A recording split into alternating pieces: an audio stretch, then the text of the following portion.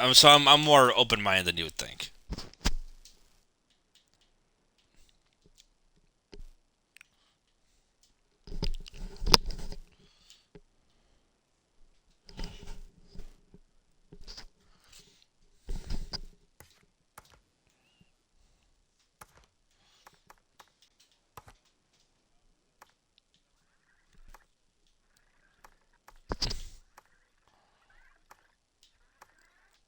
Right.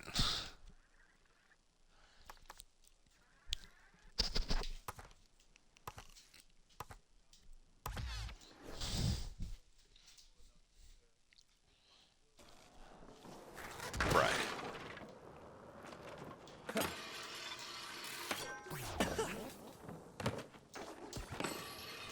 Yeah.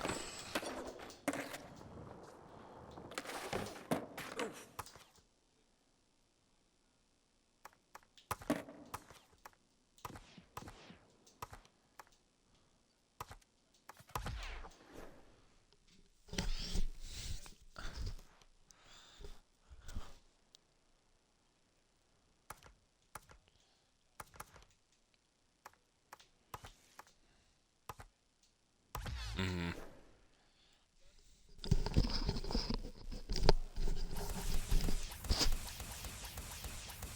Yeah.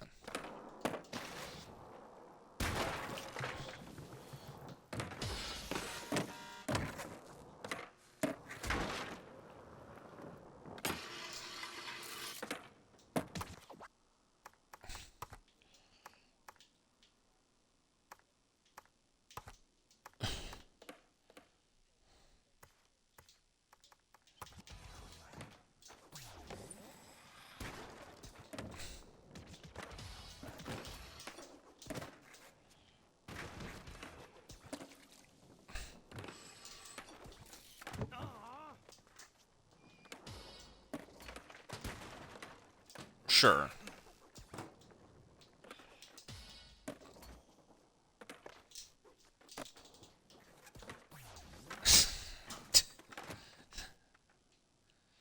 Um.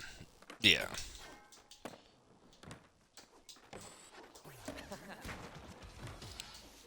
Yeah.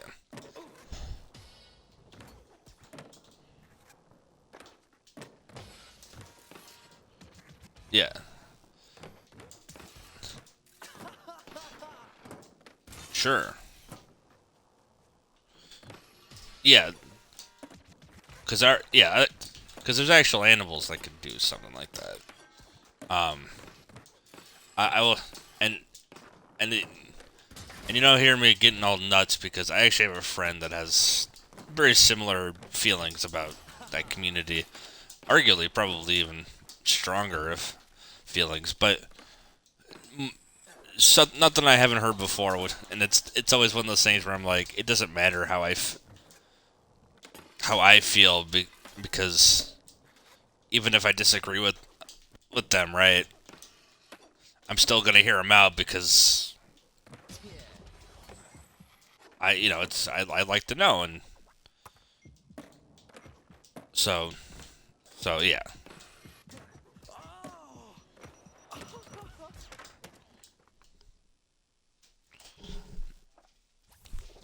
Yeah.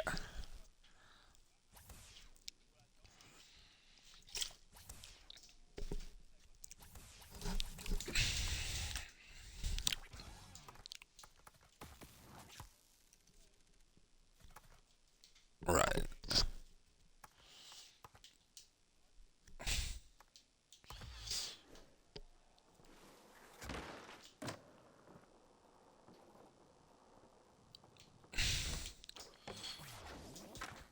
Sure.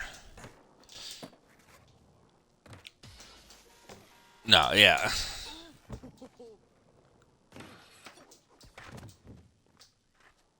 Yeah. Sure.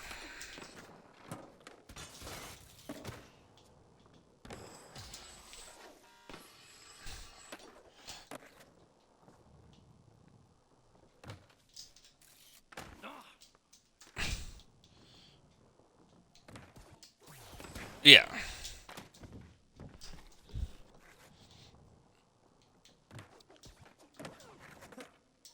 sure. Yeah, I mean, yeah, yeah. Some people.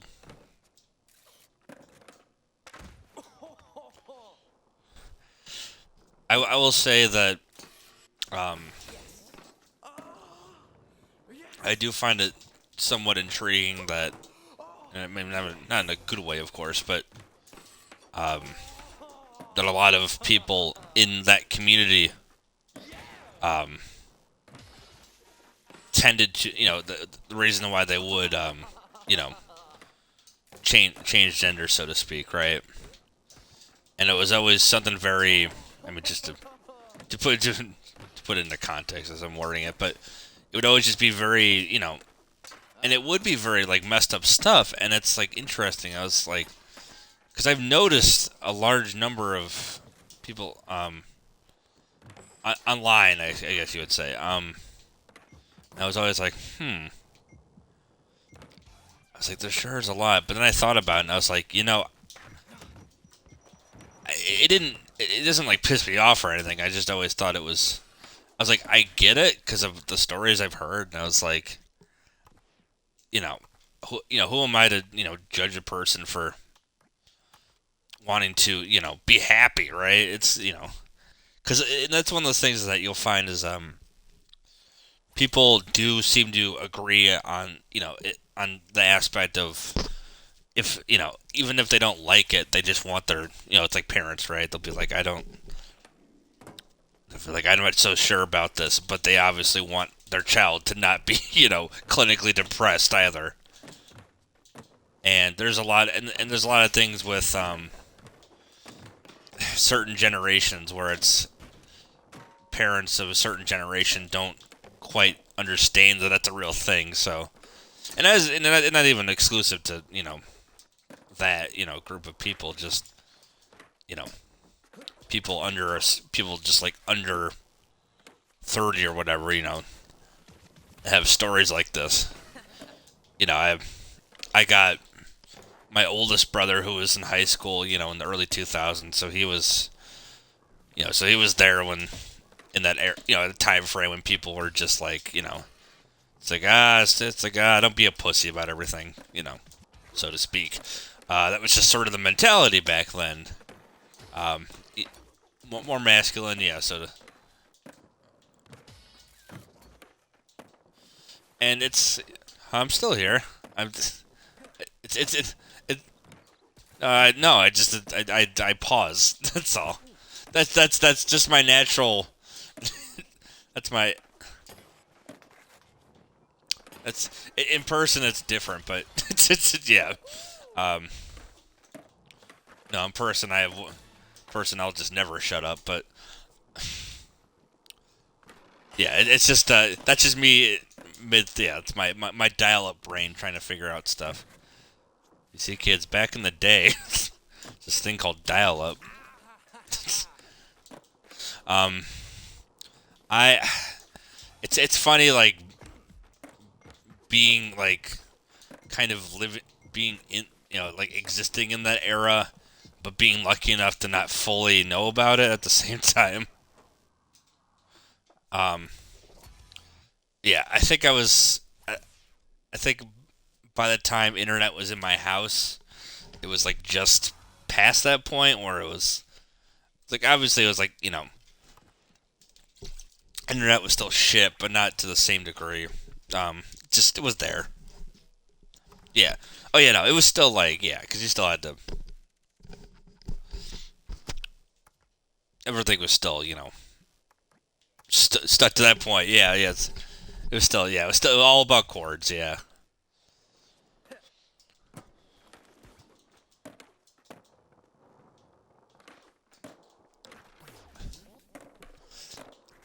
Oh yeah, I listen. I was just like I would see this like I didn't know what a YouTube was, but I would just like my brother was always watching videos circa like 2007 or whatever.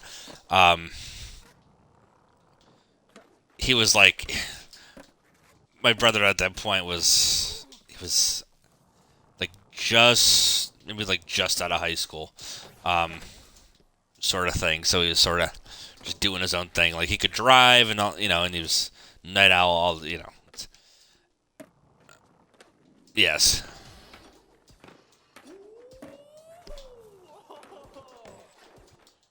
Sure. And oh yeah, no, yeah. Listen, yeah, yeah. The scariest messages that you saw on TV were fucking Adult Swim ads. Which were not scary, but you know, to the right person, it's yeah, it's just weird. Yeah. Well, you know, it's I'll tell you what's interesting is go back 20 years and look at Adult Swim then versus now, because it was way different in its early days. It was not like all, because back then it wasn't all about the whole weirdo thing. It was just like, oh, here's some stuff that's not airing anymore, right? That we have the rights to. Um,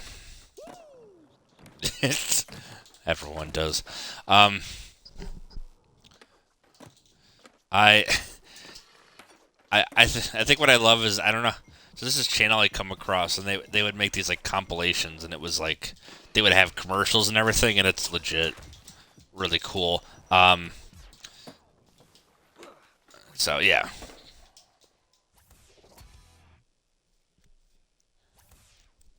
yeah, oh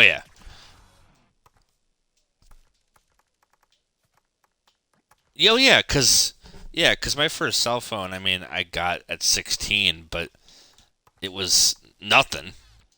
I had a fucking iPod Touch, for God's sakes.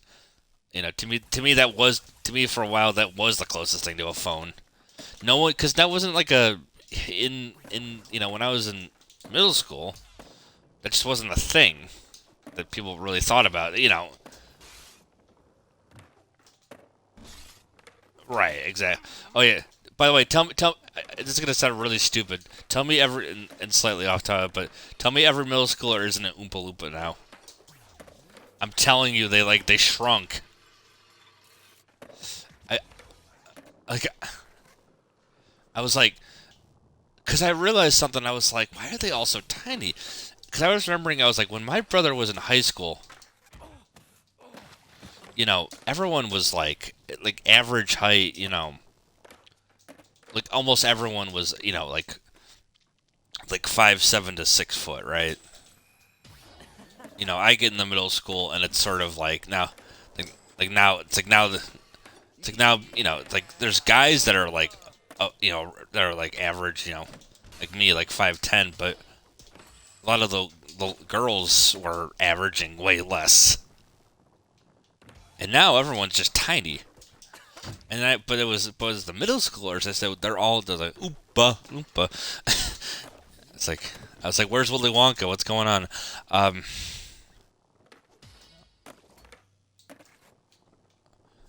yeah, it's I'll admit, it's funny, like, because to me it's like, you hear stories of like, like the early days of catfishing or whatever, and of course, these things always existed, but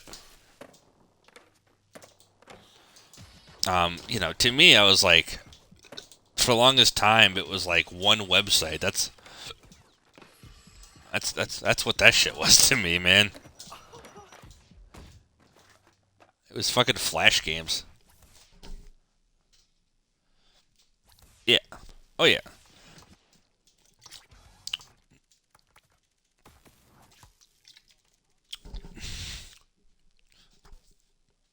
And yeah, cause what it didn't exist fucking 15 years ago. TikTok. You want to talk imagery, which I mean, you're more or less getting, which I mean, you're more or less implying, but just in a general sense. But yeah.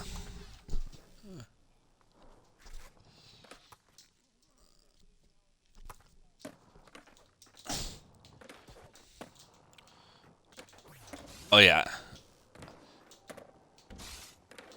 Oh yeah. No. Let's. Oh yeah. No. I'll tell you. I've seen stuff where people would they'd watch videos, and it'd be people that would react to TikTok, and every so often there would be something in there that's like, oh, that's funny, like it's not super crazy, but then it would just be like, like sped up shit, and I'm just like, can we please not do this? It's, oh yeah, I was like, I was, I mean, I listen, it's very easy to go. Everyone makes the same joke of like, oh ha ha ha, I'm like memory of a goldfish, and I've heard people say it all the time. Um, but the thing is, the people that aren't saying it aren't are not people that are not 12-year-olds. It's people that are 10 years older than I am. Saying it. I'm just like when somebody that's in their like mid 30s is telling me they have the memory of a goldfish. It's funny to me, and I'm like, I get it, but man, it's just like I called my mom out on this because I was like, my mom wouldn't stop getting off her phone. I said, "What are you, 14?" Because she really would just keep staring at her phone. She's doing stuff. She's not on TikTok or anything. She's reading emails and shit. I mean, usually. So then I was like, "What are you doing?" She's like, "I'm looking at paint."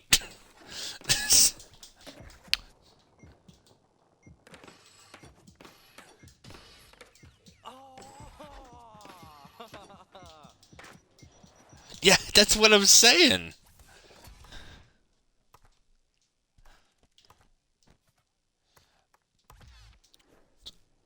Oh yeah, no.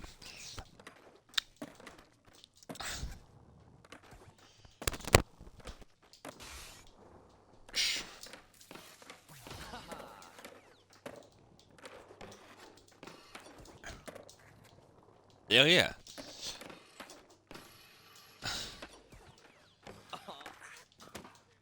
He said hard.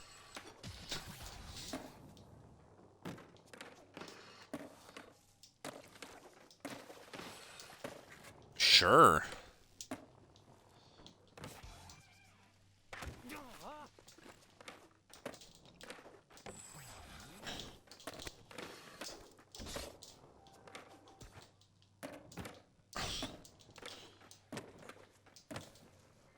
Oh yeah, no. That's the thing, right? So I've gotten to a point, and I feel like thing is, it's like I feel like an old man. It's not necessarily being old. Where where and it makes me sound like such a hypocrite. Is I was the other day. So there's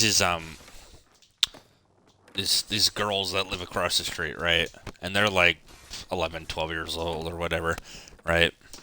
Um, Coming home for the middle schoolers, and they're outside and they're bouncing a soccer ball like it's a volleyball, just boom, boom, boom, back and forth. And it was pissing me the hell off. And I was like, why is this annoying me? And then I was telling my mom, where I was like, well, it's something that we used to do back in the day, like my brother and I. I was just like, it's like, why shouldn't, well, it's funny is my mom had a scenario like that years ago where she's like, I'm gonna go say hi to this person, and it was just a crotchety old lady. She's just like, okay, no more meeting neighbors. 'Cause that's just how it was. And this is like fucking 20 years ago, um, and it just because I'm thinking like, well, back then it's like, well, my brother was doing that, just me as well to some degree, but mostly him and his friends, right, playing out in the street, and I was thinking about that, and I was like, well, it's probably because back then my neighborhood was like desolate, like a desert, right? Just nothing, because nobody lived here. Um, Back in the day, just wasn't in Lake. Oh well, yeah. Lakewood was wasn't the same back then. Um, Not like it is now, but yeah, Lakewood. Um, we're talking like I live basically right near West Park. Uh, yeah, yeah. I'm like, yeah, it's like a 5 minute walk to between the to get to like past the border.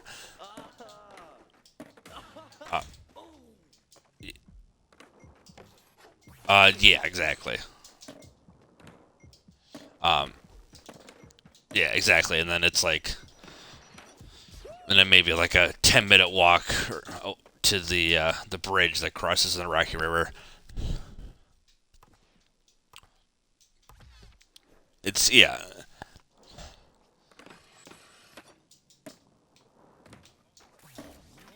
Uh, somewhat. I am. I have a friend that lives right by Hogsback, on Narragansett, but I'm a little further away than that. Just a smidge. But sort of in that general area. Yeah. But basically, yeah. Instead of South Marginal, North Marginal. Um, or yeah, or more specifically, yeah. I live off of Delaware to be exact. But that's the one. Yeah, I'm right. Yeah, right. Yeah, I.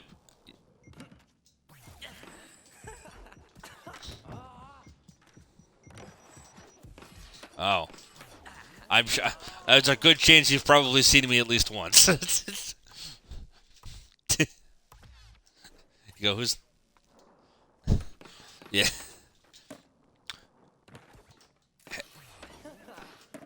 I will also say,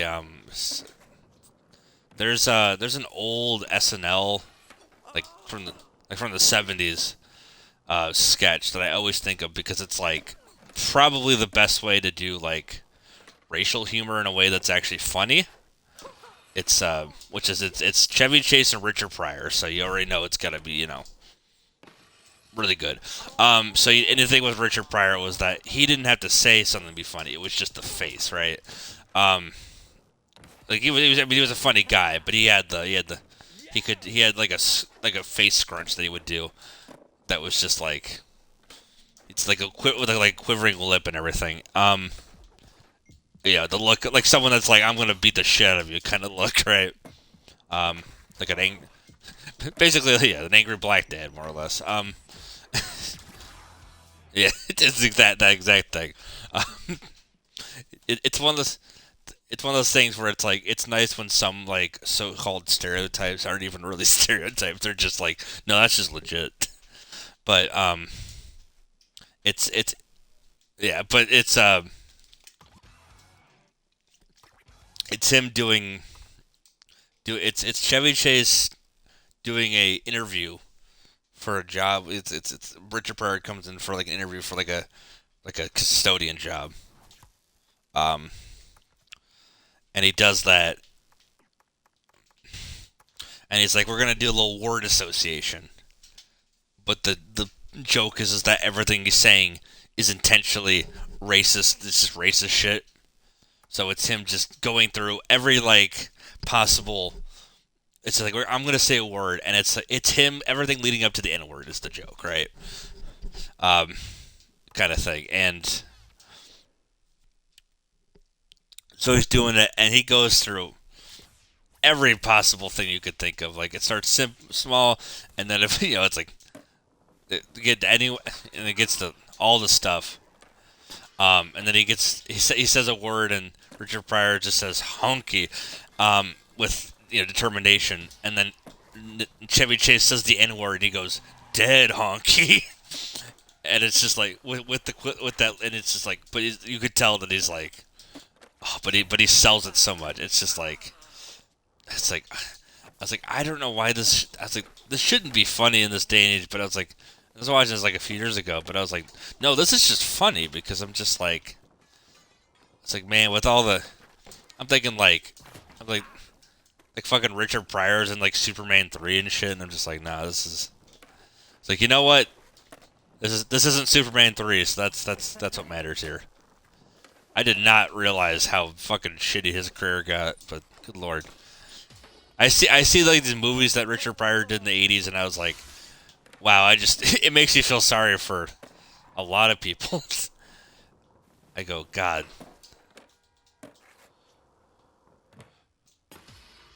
Well, Well, because he was doing such bad movies, because they were like really bad movies, and obviously he had a huge, fan base that was, of course, African American, um, to some degree. I'm sure it's a little bit of everything, but certainly at least in the '70s and everything. And I know that he's done a lot of, and I know in the '70s he did a lot of stuff that was very distinct, and I was told that he even got to do a little drama, and he was good at that, which I've realized that's very common with comedians, is that a lot of them, it's not true of everybody, but every once in a while there's like a comedian that does something and it's just like 10 out of 10. Like it was like it's like he had that kind of thing. Robin Williams had that too. Um, oh, for sure.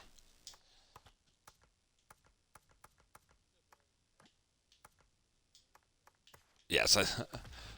Well, yeah. I mean, I well, Robin Williams especially, but um, he was an alcoholic, and he didn't, and he was, I'm sure you know about him. He'd go on to like news, shows, right, and he'd do interviews, and he'd be all funny, right, and everyone's like, oh, it's good old Ron Williams, but he was, he was beyond depressed. Um, yes, he. Well, that's why I was always amazed when and then I remember when I learned that he had a daughter, and I was like, really? And then I think about everything that he went through. I was like, he was in this mental state, and he was raising a kid. I was like, I'm guessing a lot of that must have come later in life. Um, I don't know if the alcoholism existed when he was first raising his daughter, but hopefully not. My understanding is that a lot of the alcoholism definitely came like as he got older. Um, and I've always said, like, there's some people that would pass away, and I say I'm glad that they're dead, not because I want them to be dead, but because of the shit going on in the world. Yeah, I'm like, I what was it? There's people in my, my my grandpa on the street had to stare at people with Trump signs all over their yard. At in the first time. The thing is that it wouldn't matter, but it's like when you're driving and you see them like multiple signs in a row, it's a little insulting to some degree. Um,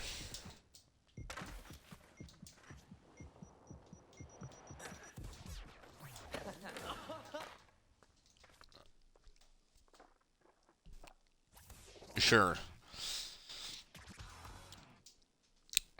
it's yeah.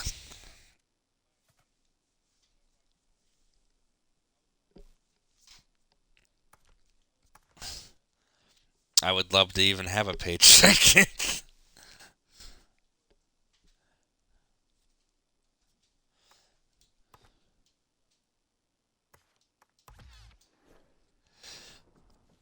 Yeah, it sucks because one of one of my best jobs is one that I really had no reason to leave, which was working at Barrio. No, because what ended up happening was the manager ended up transferring to a different location, and he's not even there anymore. Anyways, so I was like, well, fuck, I can't even do this. I was like,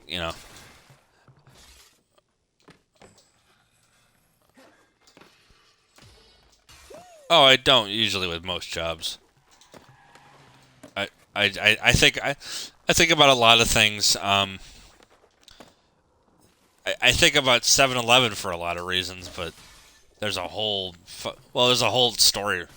Well, there's a whole story behind it, but um, to put it simply is I worked there a long time ago. Then I got banned from there because I threw water at someone's face. Um, yeah, and then Because the thing was, like, first I couldn't go in, and then he's like, I just don't want you anywhere near the store, and it's like, what's, like, you know what I mean? It's like, I have friends that would, like, want to go in, you know? I'm like, oh, so it's a crime to wait outside now?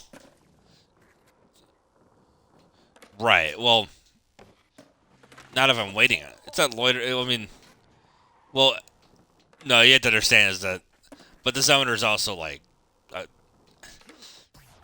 I don't know how to describe him. He's not,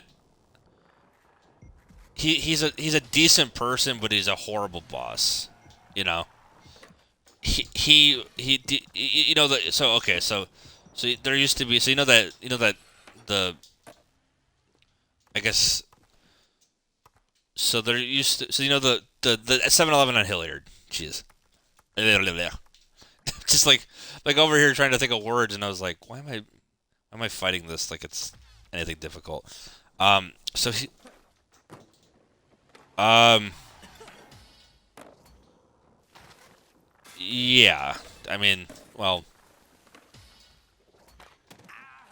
no, no, no, that not no. This is the owner. The owner is never there. Um, no. So it's well, okay. So the guy's name's TJ, and TJ is notoriously despised around those parts for 500 reasons, but a lot of them is just because he would. It's I had a friend that used to work there, and he treated my friend like shit because he was a fantastic worker, and he didn't appreciate the fact that my friend was actually good at his job. Like he should have. Like he thing was that he should have been the manager. Like everyone said, friend's name's Carl. They said, oh Carl, you should have. You should get this. You should have the manager job. Everyone would say that, right? Because he deserved it.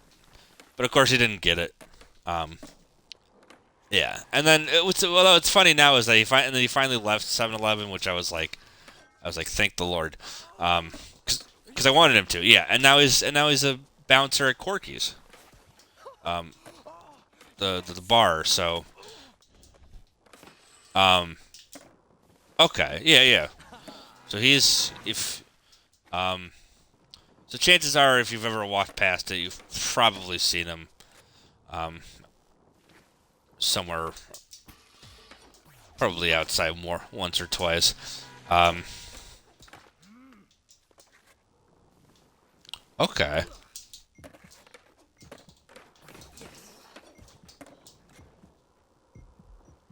Yes. I I'm I'm quite familiar. I used to never know anything about that end of Lakewood, but I ended up having a friend that lived over there. Of course, that friend got rid of me, but that was under less dramatic circumstances. Yeah. It was just him saying like, yeah, it was just like, hey, I'm gonna. He's like you've been a good friend. I'm just gonna move on, whatever, you know. I just yeah. It wasn't yeah. I was like yeah, you know. It's like hey, I enjoy my time with him. Yeah. Yeah, that dude ended up, and what's funny is I ended up going to someone had told me that he ended up becoming a security guard, and I was like, oh, good for him. He's a big guy, so he's got like the intimidation factor of just size alone. Um, I think it's just I assume it's just probably for the I think there's like a organization that Cleveland has that's just like wherever they're needed kind of thing. Um, I'm not sure.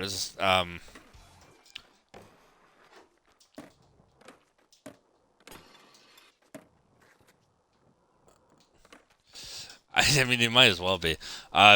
He honestly could have been. My friend Carl is a legitimate bouncer because he's tall, but he could beat the shit out of anybody if he wanted to. um, it's just in his blood. He's not even a violent person. He just has that kind of yeah. He just knows what it's like to mess with. He's like yeah. he knows how to deal with person. It's like, listen, you're drunk. I need to deal with this right. Okay. Yeah,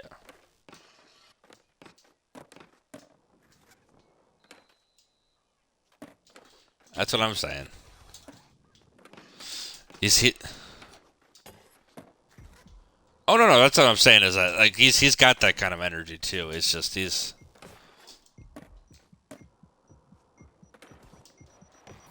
and it's believe me and he's met a lot of people at his work because of it. So I respect it.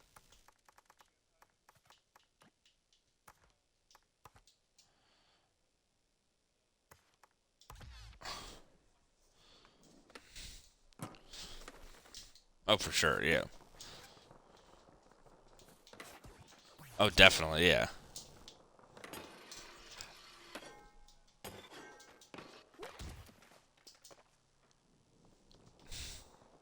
Yeah. Oh yeah. My friend definitely has that. I sure as hell don't, but he was always a charismatic guy. So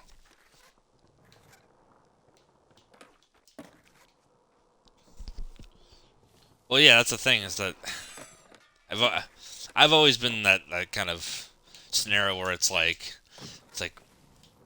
it's like I know what I need to do. The problem was just being somewhere that they are, you know.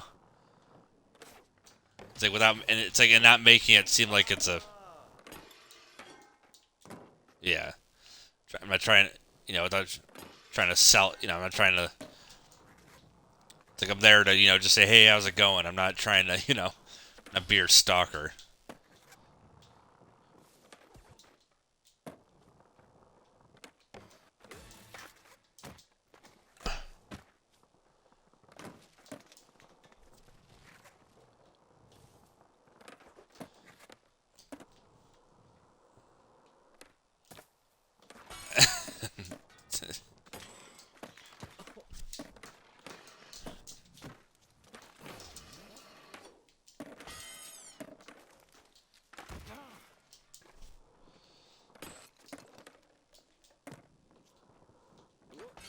Right. Oh, which it's funny because at one time that was actually my world in high school. So in high school, that's sort of I had that kind of dynamic going on where I actually was around women because I mean not for the sake of dating, but just good friends. And then two of them ended up dating, but you know, I digress.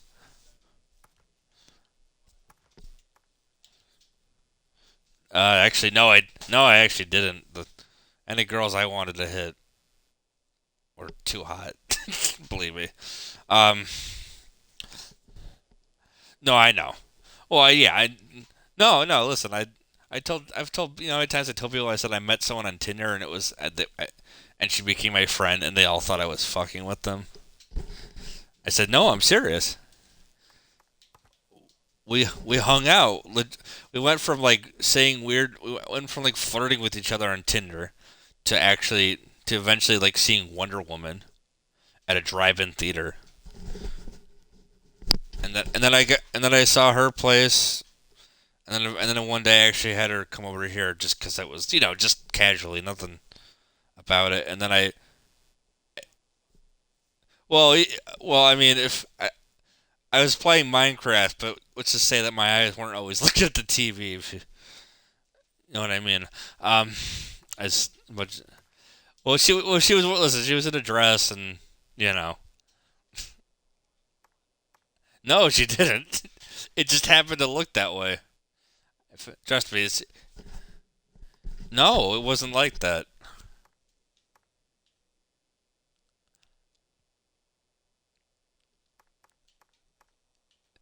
People, do you think that everything is about sex? I don't get why people are so intrigued by it so much.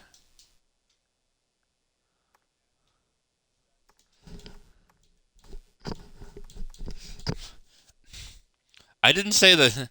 I didn't say it was. I didn't say it wasn't. I'm just saying.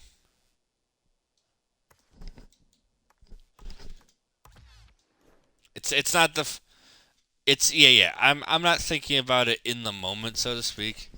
I'm, obviously I'm I'm thinking about it the same way any guy would. You go that's a girl's cute, whatever. That way. Yeah. Which of course I've said. It's not new. Um. Yeah. Yeah.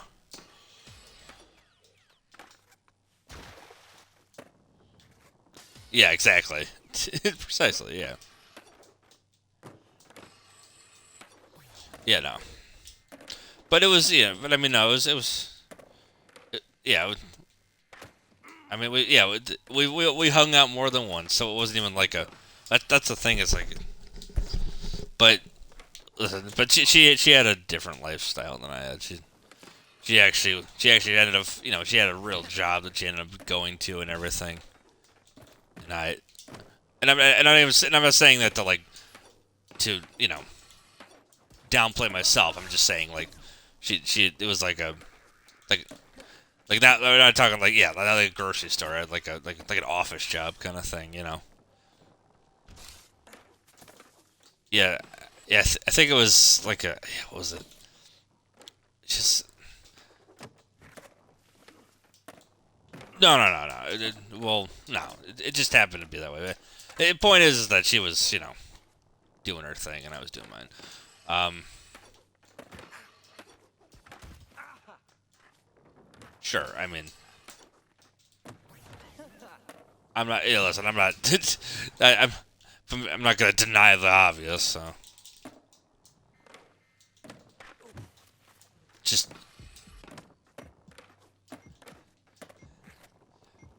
um. So this isn't.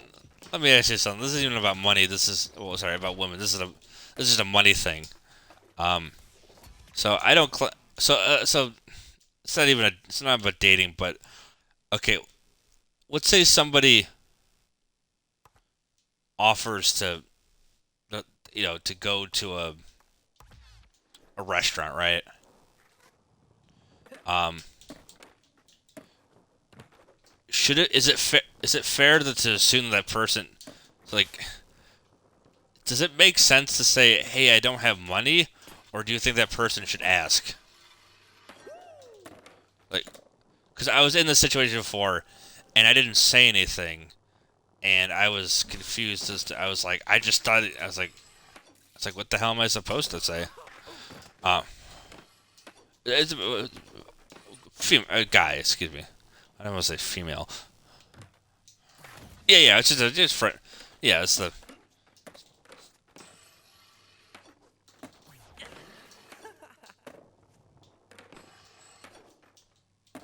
Okay. Sure.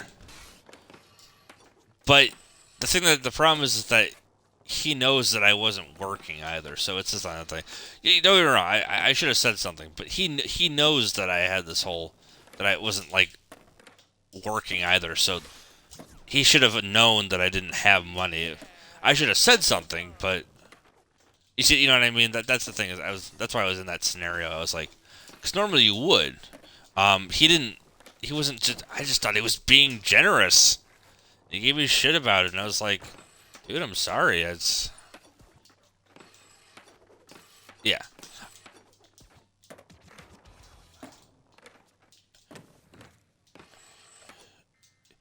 yeah. No, there was no. Yeah, that's the thing is that like,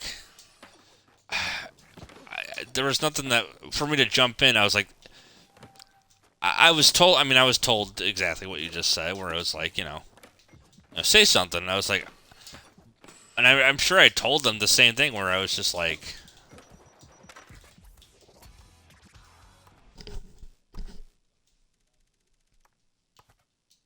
right,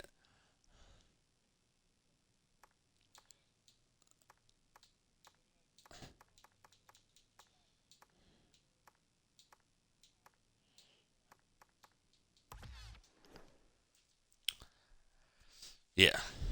No, I don't. Yeah, and then the thing is, yeah. I I wish he would have at least asked. I yeah, that's the thing is that if the person didn't know that, that's one thing. But he knows that I wasn't. I don't. He knows that I wasn't working. That I don't have necessarily have money.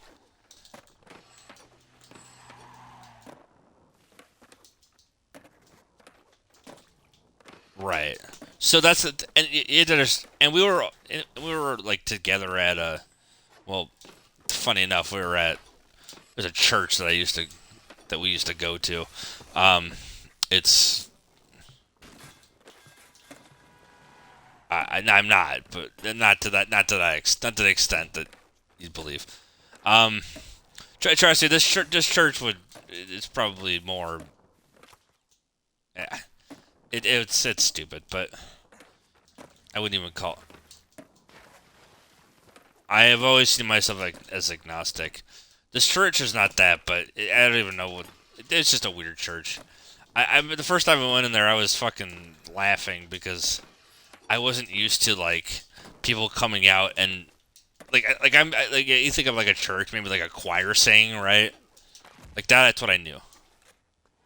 Well, you know what I mean, or well, I'm saying like something that you would more likely see, but this is like the Christian rock thing, which I'm like Christian rock is kind of a. I mean, in my mind, it's like by for a long time it was like, oh, it's just this joke thing, which it's because I didn't know that there was like anyone that actually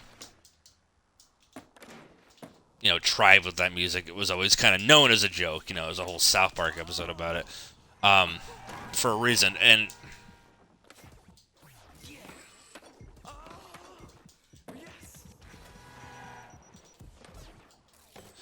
uh, so it was just it took it just took a minute. So the first time in there, I was just kind of like snickering to myself, like, because I'm an idiot like that. But after that, once I actually started going, I was like, okay, I wasn't gonna sing along, but I was, I was feeling the groove, so to speak. I'm vibing, yeah, very much so, yeah. See, see, that's one of those words where I'm glad I know it, man, because I'll tell you, there's some terminology I have a friend that he's actually a high schooler, but don't hate on me for it. Um, he's my neighbor. He's my neighbor. I've known him for a while. Um, I can assure you I'm not. It's no, nothing like that. But no. But he wants to talk about all kinds of stuff.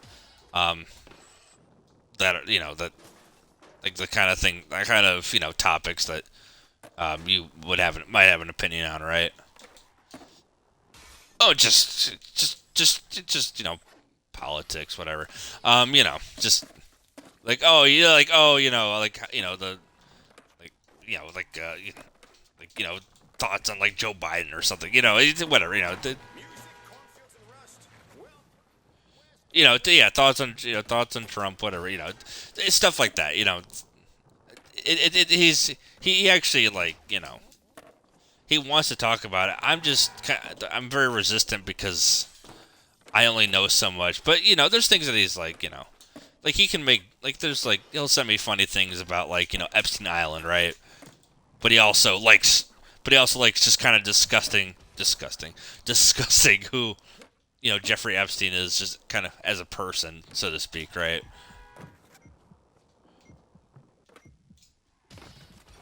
Yeah, I'm exactly. Yeah, it's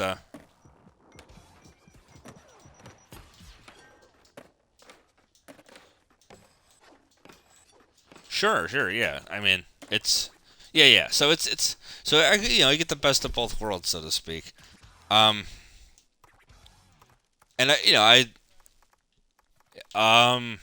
him or me? Um, I'm what's funny is I remember he's probably more leans towards that conservative end. Um, actually, not really. I mean, maybe at one point I was, but I remember this is gonna sound so stupid, but I remember taking I was like, I don't know, what was it? Whatever year it was. Maybe it was freshman year or something like that. I was in high school, early on, and it was in history class, and I did this paper, right, and it was, not kind of just a little fun thing, right? But just sort of like it's sort of just to see like, you know, it's kind of like basic questions about stuff, and it was just sort of to see a general viewpoint. It's like, where do you lean? And I remember doing it, and I thought I was gonna be like, well, just well, not necessarily that bad, but I thought I was gonna be somewhere on the left, right, so to speak. I ended up being closer to the right end. I ended up being I was like a slightly leaning. I was a slightly conservative leaning leftist, basically. I thought that's interesting. And then I thought about like some of my opinions, and I was like, on the one hand, I have my thoughts about, say like, the transgender community or whatever, but then there's, but at the same time, there's things about, certain political, stances that I've had that are definitely more leaning towards, the right side. So it's the conservative end. So it's interesting that way, I should say.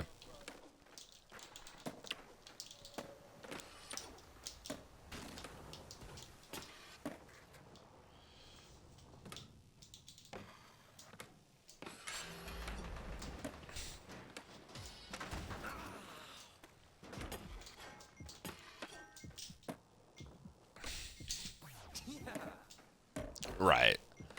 And somehow nostalgic for that point, despite despite knowing less. It's strange.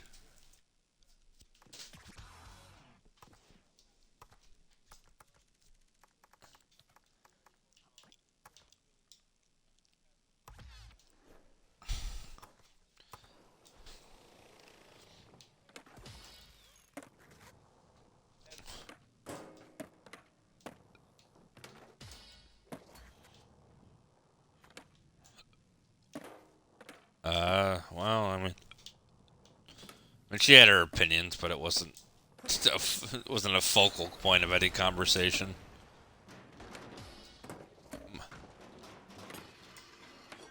Yeah.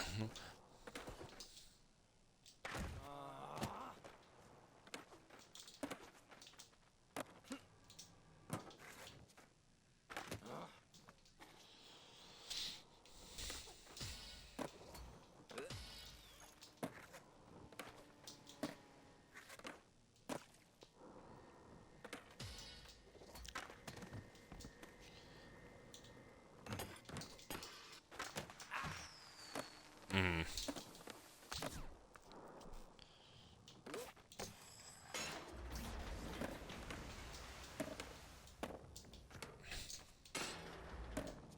Mm.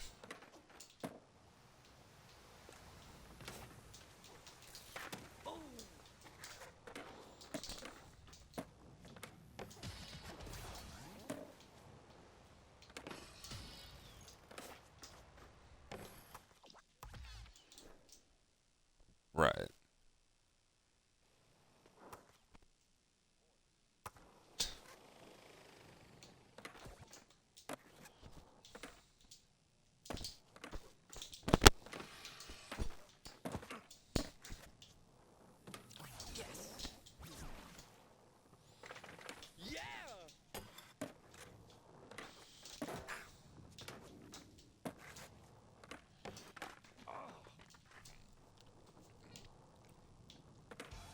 No, I get it.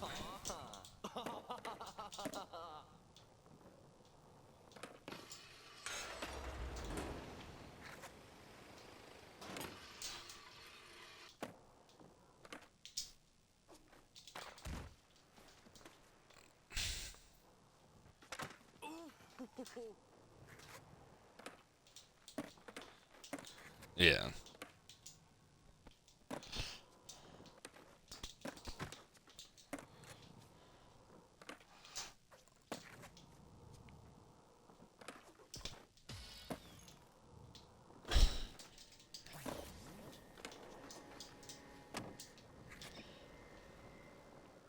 Mm.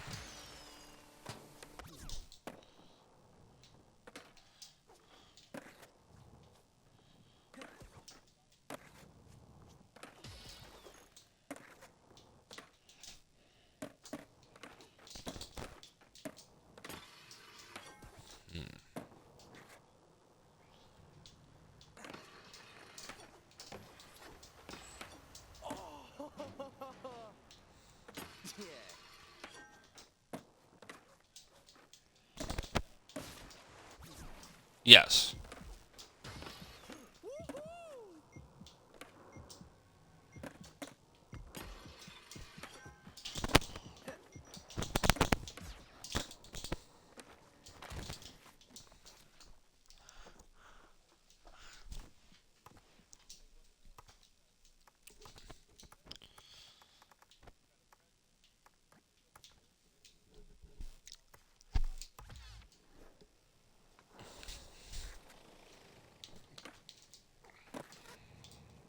Mm.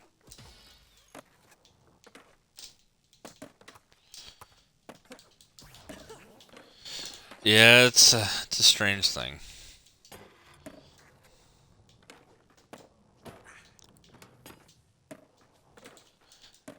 Well, I was trying to think of what teacher it might have been at the moment, but I hear you.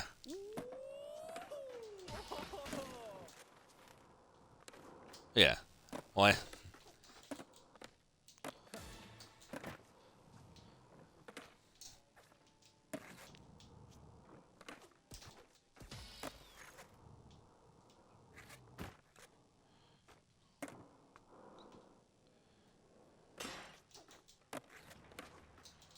Right. Yeah.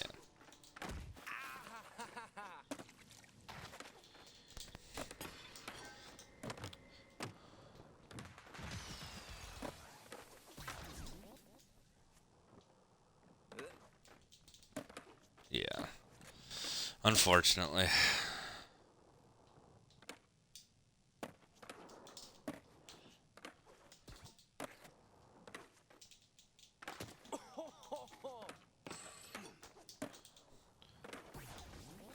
I, there's. What do you want me to say, man?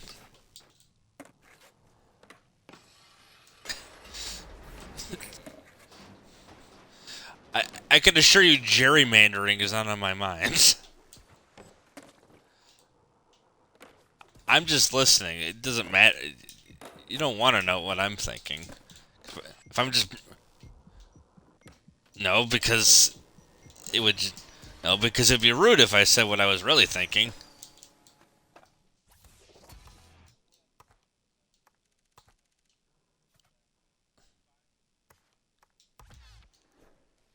I get that.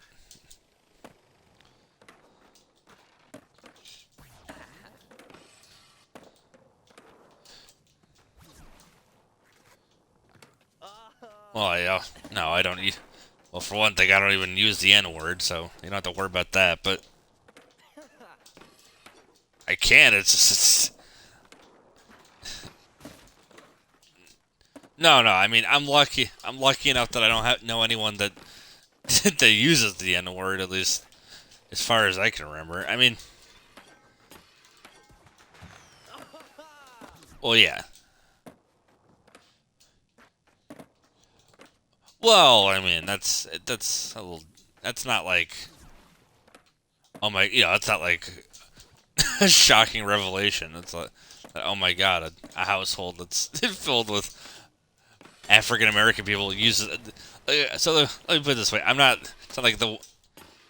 It's not like words like that phase me necessarily. It's not because if it's any consolation, there's a YouTube channel I watch, right, and the guy that runs it, well, yeah, I mean, guy who created the channel, and most of the people that he has in there are African American, and he talks exactly the way you think any. I mean, it's just any black guy would talk. He's like he's a 50-year-old dude, and and he talks exactly. He's a funny guy, and he's just himself, and you know, every once in a while he'll just say the N word just cause, but he usually just says it the way that you just said it, where it's just just the quote unquote normal way, as I will word it, not because it's a great way to put it, but just just common.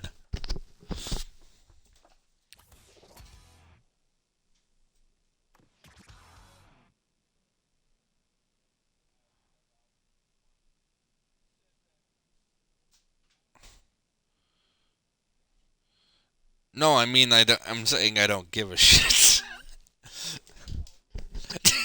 I don't care about this stuff. I never have.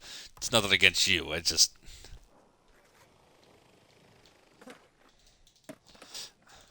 I I mean, believe me, don't get me wrong. If it's any consolation, I've had to hear so much talk about gaming to the point that that's made me hate that to some degree. So believe me, it's not like it's refreshing in the sense that it's something different. So I thank you for that. Believe me. Um, I mean, honestly, that's a good question. I don't even know. I mean, I, I mean, I said I don't like to talk about it. I never said I didn't. I still listen. If I will never be that guy. You know, yeah. I listen because there's things that because I might have something to add on, but sometimes it's just easier to just be honest with myself and go, yeah, I just don't care. It's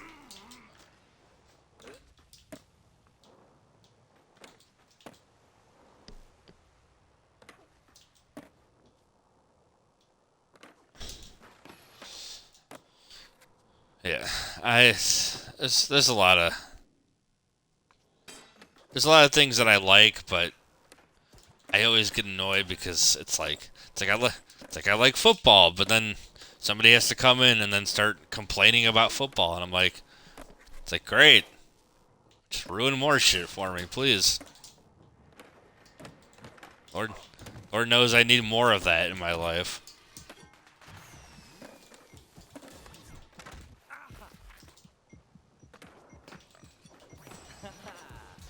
Well, I ended up talking to that same guy, and I was like, I ended up having a reaction, and they're like, no, they were talking about Travis Kelsey, not me. I thought the guy didn't say it. He didn't say the name, so I was like, oh, you're talking about me then? He's like, no. And I was like, oh shit, dude, I did not mean. I thought you were saying that. And I was like, my bad.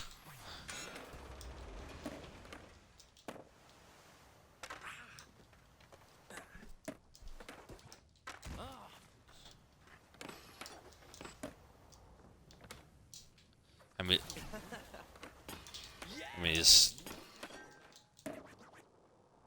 he's a lot of things, but not many of them are good. But talented, sure, but beyond that, not so much. Yeah.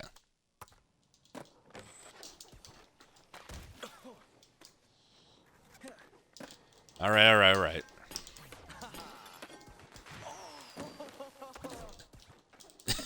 Well, keep it real some other time, huh?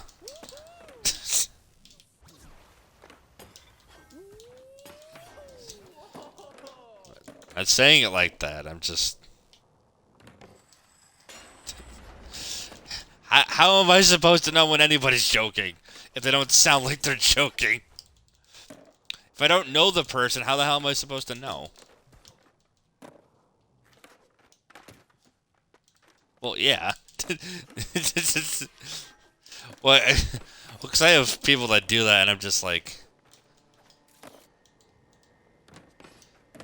you think even after a while I would still be used to it, and I just never am. And I'm talking with people that I know well, But that's just a me thing. It's just... I'm... Oh, no, of course it's a... Everything's a me problem. No. Not even close. Joe's the ginger. That's what you judge him, not me.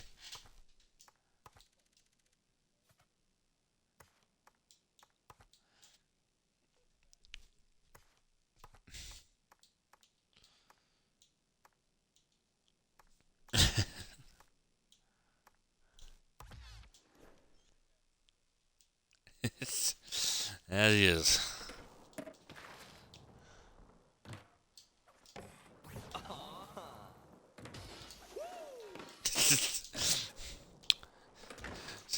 See, that time I know you're kidding.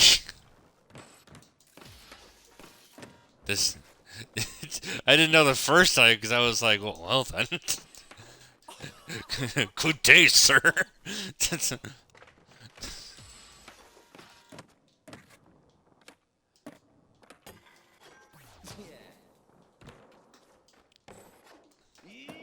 I'm losing my religion.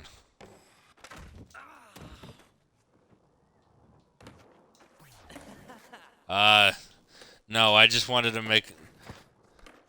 No, I just wanted to make a...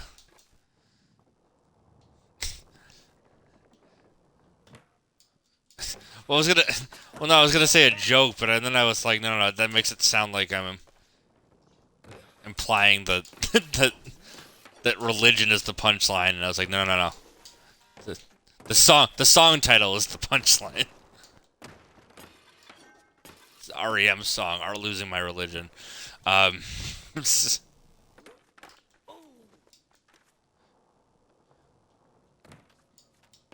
Maybe I did.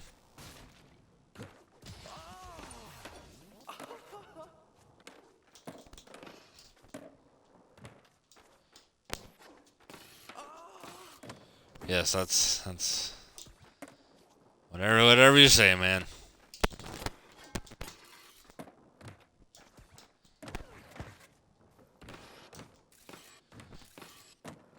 Well, then I'll enjoy being an emotionless rock then. I mean, because I've never cried before in my life.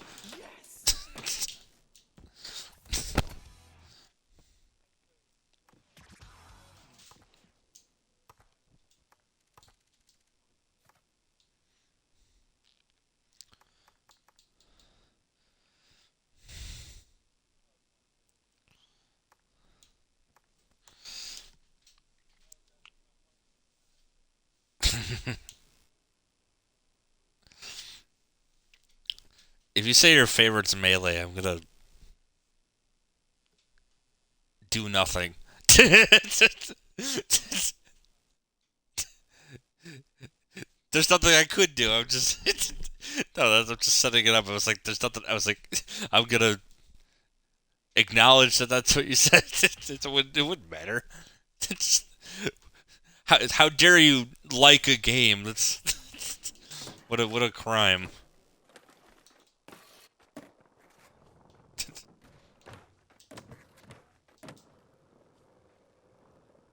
That's fair.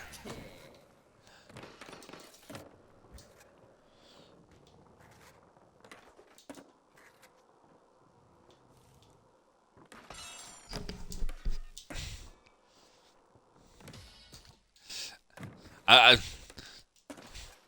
it's just interesting because I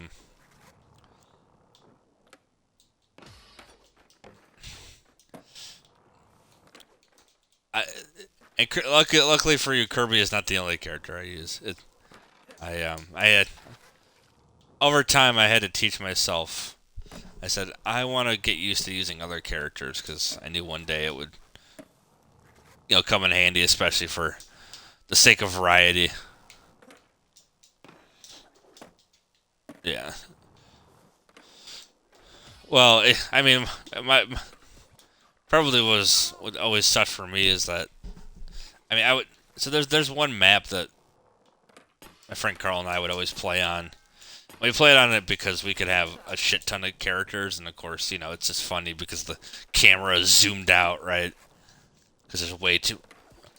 Well, there's a few, but one of them.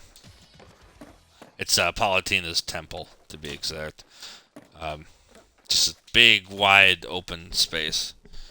It's perfect for having you and it's like what is it like up to several people. I remember someone having what was it when Smash Wii U existed, right? And uh, it's a good one. It's definitely it's Smash Ultimate exists. So you don't necessarily have to go back to it for a lot of reasons, but it was an interesting one in that it had there was a 3DS version that was separate from it, but they connected to each other. And I had it on 3DS, and you could just use the 3DS as a controller.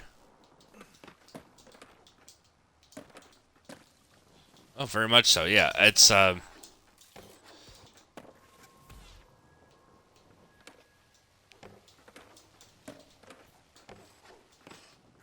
yeah.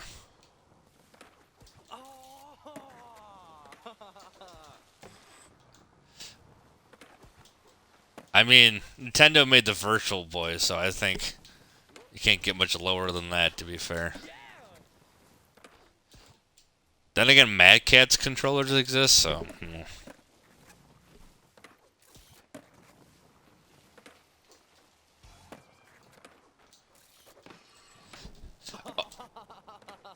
Oh yeah, no, was that? Oh, the N64 controller is strange, um, for sure. I think there's I have this particular image stuck in my head, and it's on TV shows they'd like to they're like, well, we can't show you what it is, but you know exactly what it is. It's like, oh, they're totally playing a video game, right, kind of thing. So there's a clip I came across that was the streamer showed off, and it was The Sopranos. But wait, it gets weirder. Um, so so in this there's this scene and where Tony Soprano it's like walking in the living room and his son is clearly using an N64, and on the TV is clearly Mario Kart 64. Anyone with a brain could piece that one together. So obviously they can't say that's what it is. So then he's like, you're going for the high score, that whole thing, right? Because that's what they gotta, it's what they gotta do. And then James Gandolfini sits down and he picks up the N64 controller and he holds it the way that is not the way that Nintendo intended you to hold it, but the way any like parent would naturally think to hold it, which is like uh, is to like grab. What was it's yeah. I think it's the yeah. It's his hand is like on like the I think the quote unquote wrong end, so to speak, because it's not really a wrong way to hold that controller, but because it's just so weird. Yeah, so he's holding it the way not the way that Nintendo would expect a person to hold it. Um, but anyone would just naturally hold it because of the shape. Yeah, because the idea is that you're not holding the middle. And he clearly he is right. Um, which is just funny to me. Uh, so he's holding it, but it's like you look at it and you're like, you can't blame the man because it's a weird ass controller. Anyone would naturally want to hold it that way because it's not like a place because like this isn't a PlayStation 1 controller where you hold it on both ends. This isn't the Dreamcast controller where you hold it on both ends. This is N64 controller.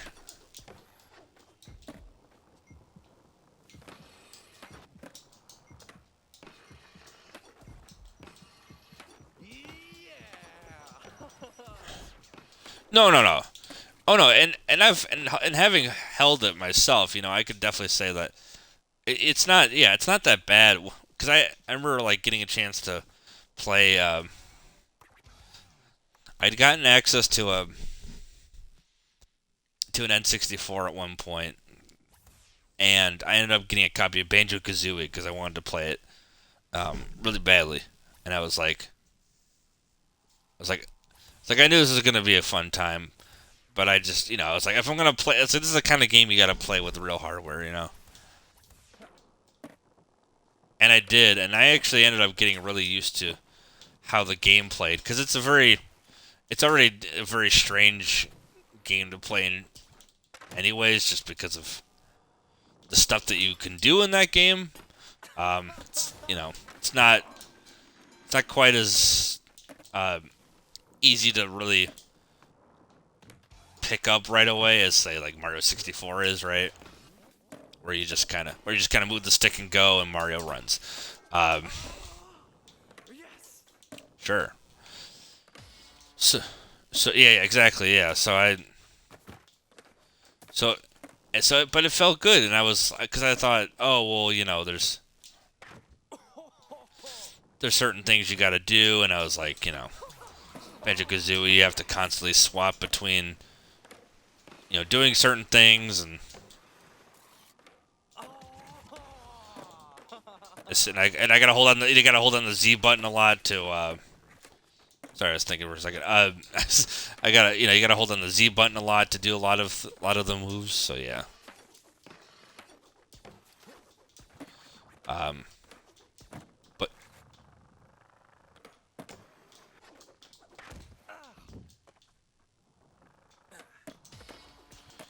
yeah, which it sucks because that was, there are certain games that are, of course, just sort of associated with that system. Um, I think the best thing I ever learned, because it's just so stupid, is so there's that South Park game, which a lot of people know, and a lot of people know is god awful. Nostalgic, sure, but not good. Uh, and it was,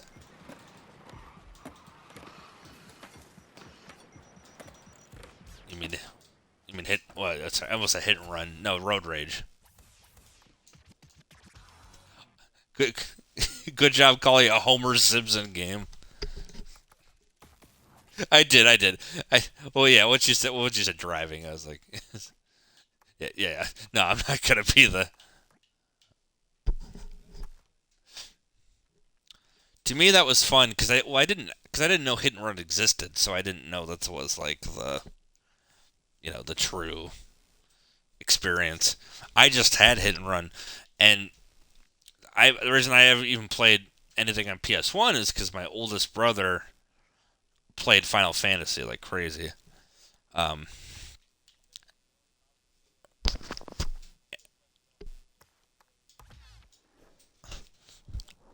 well, my brother learned what a computer was, and he never looked back. Yeah.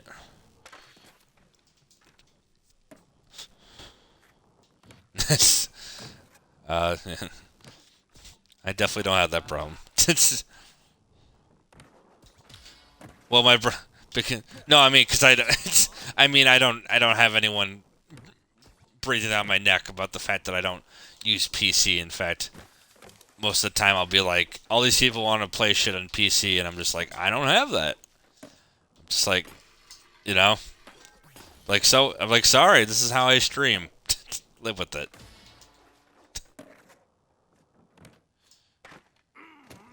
Uh, I don't know. I mean, I guess I would say giving shit, but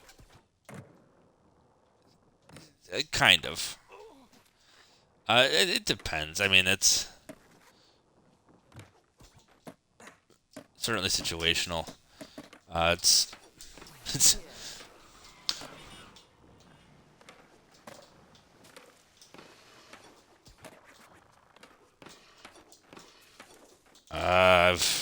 I've moved a lot of shit before. If if you, I mean, there's a whole list, but yes, and I'm not talking something.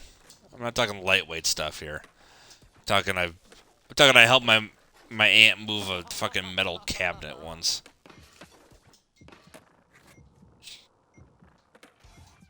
No, I'm saying that's one of the heaviest I've ever moved. And it was, and I mean, I'm not even kidding. Like, it was actually, it's horrible. She I, metal is, yes.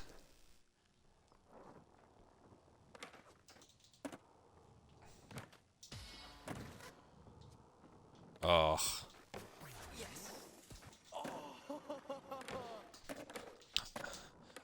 I wasn't sure if you were being sincere or not with that, but I, I yeah, yeah. Literally, these are metal cabinets. These were in my grandpa's office, so these are like old school metal cabinets from like the '60s or whatever. Yeah, it's. Oh yeah, yeah. These are like they're in like the Fallout games kind of metal cabinets. Yeah.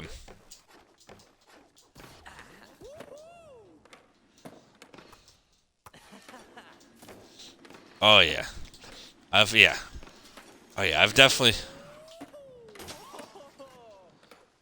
Ooh yes, yes. I'll t- yeah, it's weird because like my mom can barely move anything, but my aunt has fucking incredible Hulk strength.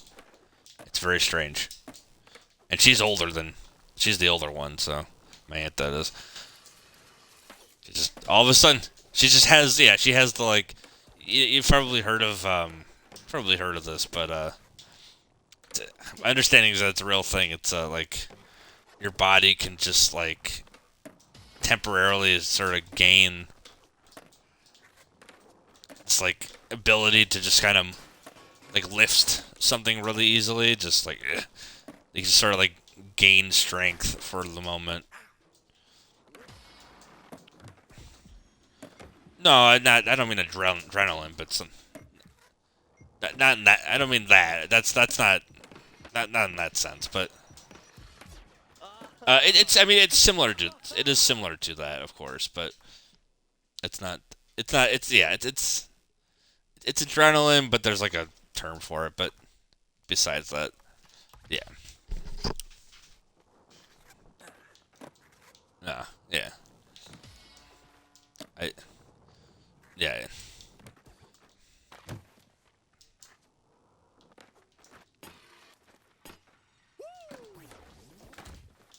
Yeah.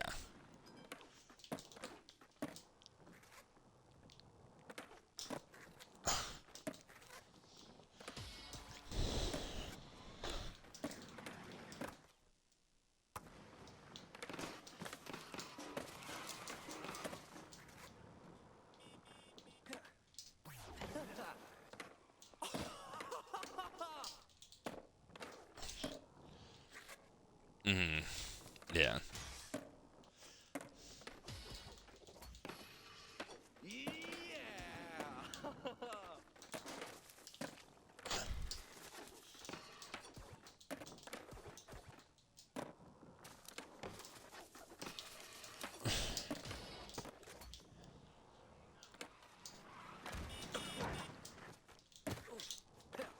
I think I've heard stuff something like that before. It's yeah. It's just it's insane.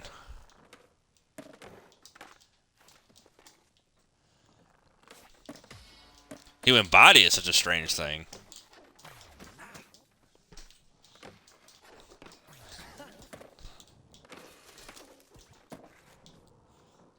Yeah. Yeah. The idea of tricking your mind essentially.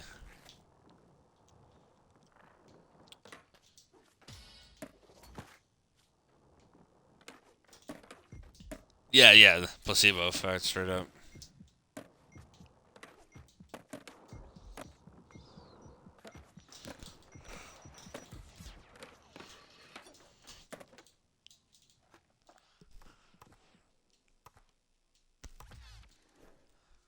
Huh.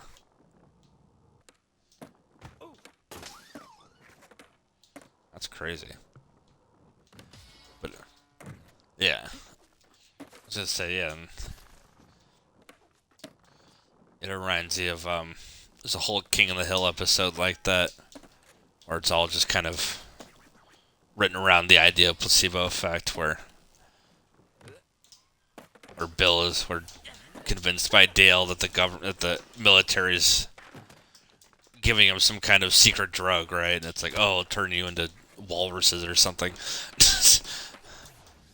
and he thinks so he's thinking like it's like, oh, you gotta you gotta take this or whatever, and it's just, and then in the end, Hank's like, it was the placebo effect. It was never real. Like, this is not this is not real information. You're fine. Oh, of course. I mean, it's one of the best. I remember they're like, at first Mike Judge is like, I don't think it's ever gonna come back, and he's like, it's gonna come back, guys. And then Dale's voice actor passes away, and it's like, God damn it. It's like, what else could go wrong? There's a guy I watch on Twitch who's a VTuber, and he has a model that's just a very weird looking Hank Hill model, and everyone tells him all the time like his Hank is very much like, I've told him before. I said, dude, I said if Mike Judge was ever sick for a day, I was like, you could fill in for him. Like, it's that kind of thing. Like, it's really good. It's very close. It's like a slightly different octave, but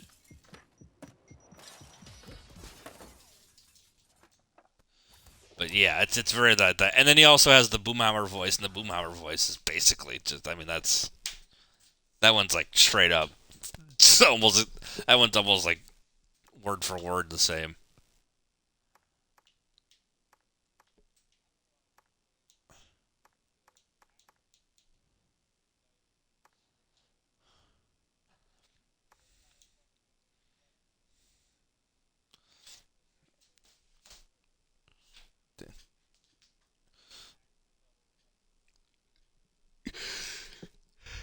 Yeah, so I mean, sometimes it's doing the Hank, sometimes it's doing Boomhauer, and sometimes it's Orson Welles.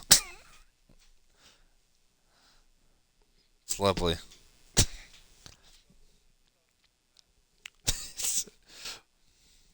Well,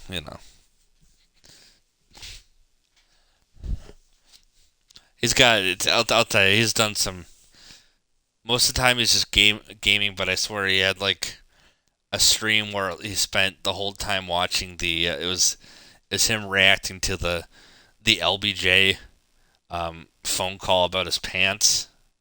Do you know that one? It's so LBJ, Lyndon B. Johnson, of course, has this phone call. So he's like notoriously known for like just being gross and disgusting, and for whatever reason, he had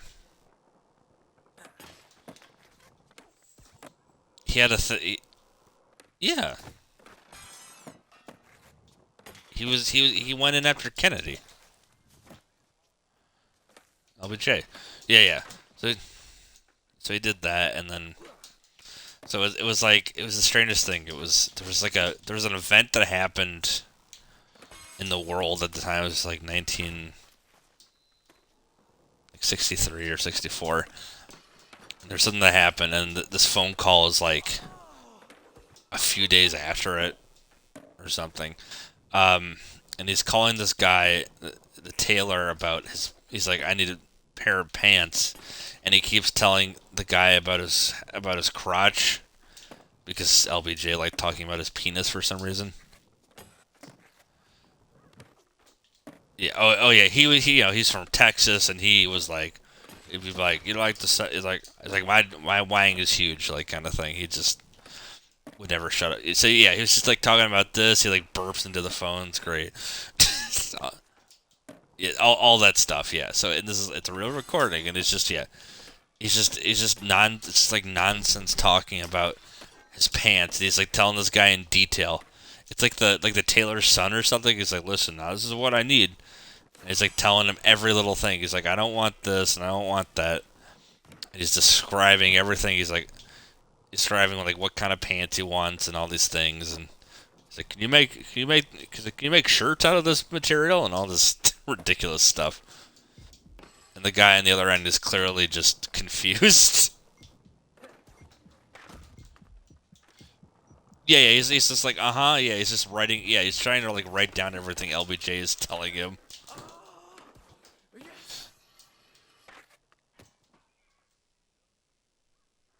Yeah, yeah. They did it on the plane after.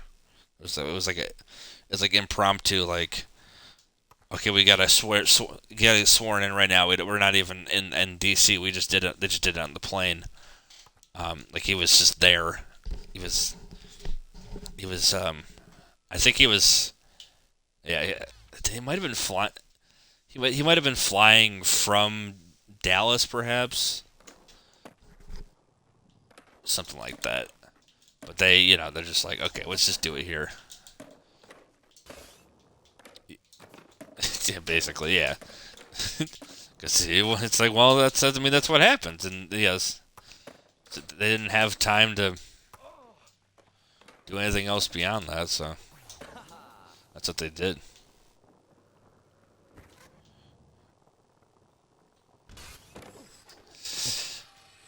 I went the whole thing for sure.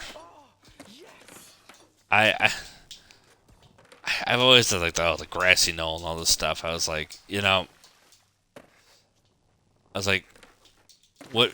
It's like at the end of the day, Kennedy got shot. It doesn't matter how it happened, you know. I was like, in the end of the day, he got shot, and Kennedy's brains were on his wife. You know.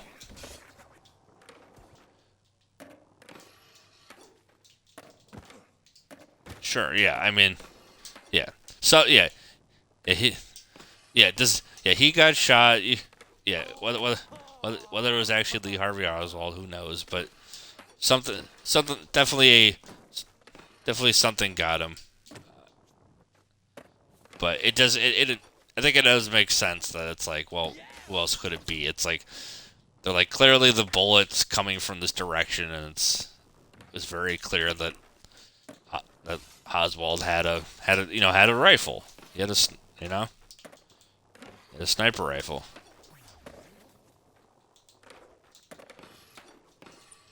I believe so.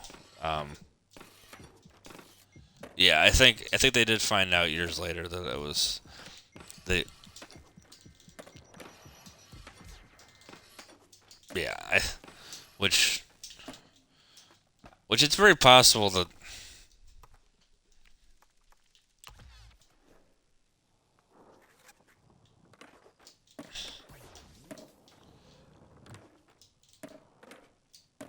well, I don't know about that, but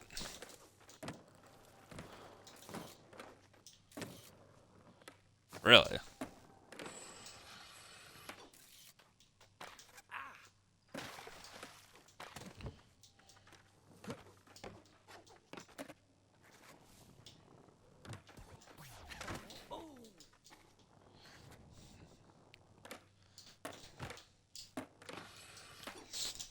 Oh yeah, no. I mean, it wouldn't shock me if, because I always think about the show Clone High, and one of the characters is JFK as a jock, which makes sense for what it is. It's this because he was that charismatic. He was. I mean, there's truth to that. He was charismatic for sure.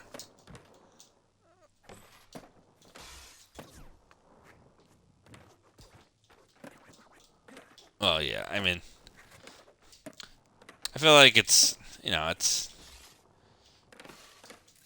I suppose it's not. There's people that didn't like FDR, but they're just like, well, we kind of kind of need him.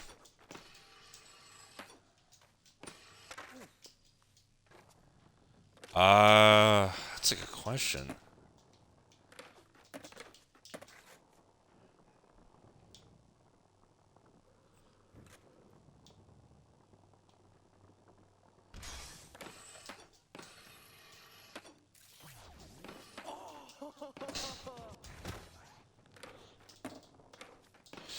It might have been him.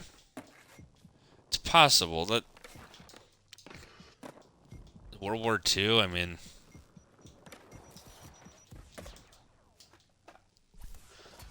if not FDR, um, maybe whoever came after. It probably, yeah, I was gonna say it probably, if nothing like that probably would have happened during the war, but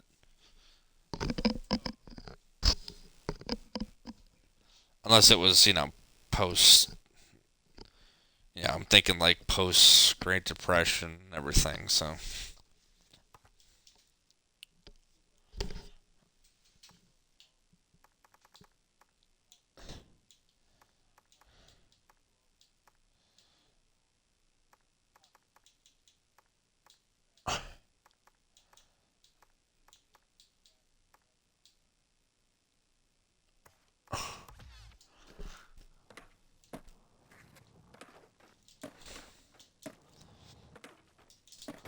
right,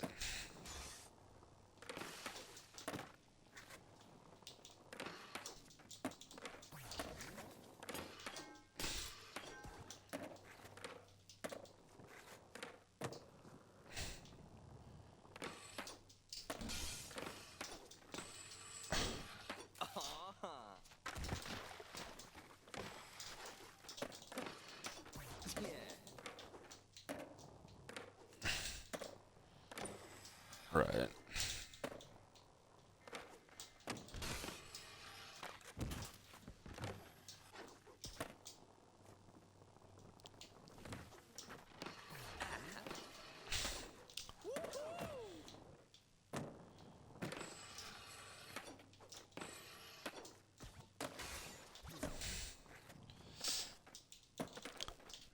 Yeah.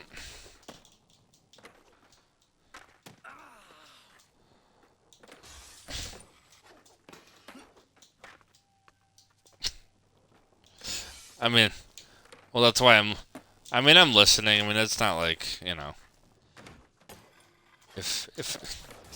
well, if I know some things. If, if anything, maybe I'll remember something and be like, oh, this is interesting, and maybe learn something new. Like, I mean, I'm being told it, but then I'll go, oh, this person was right. I don't know. I mean, yeah. I mean, if I found anything about that, that interviewer telling me about, like, which I could 100% believe is a real thing. I mean, I'm not that it wouldn't be necessarily, but I could believe, someone's oh,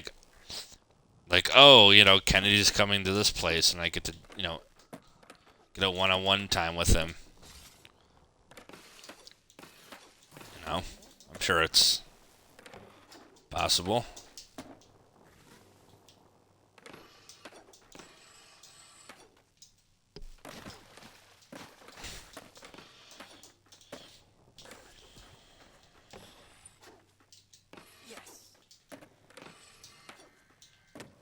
Well, it was this back in November.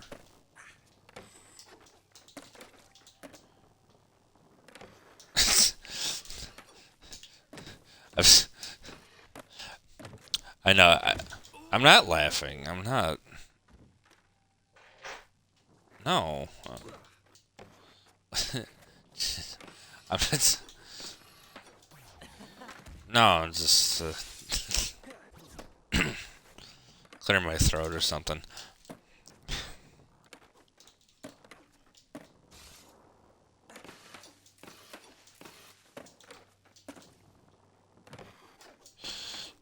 Yeah, it's.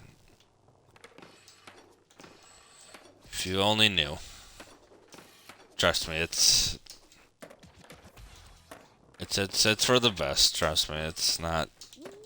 I mean that situation, not that death, obviously. Um, no, he wasn't really. He just wasn't really into the parenting thing that much.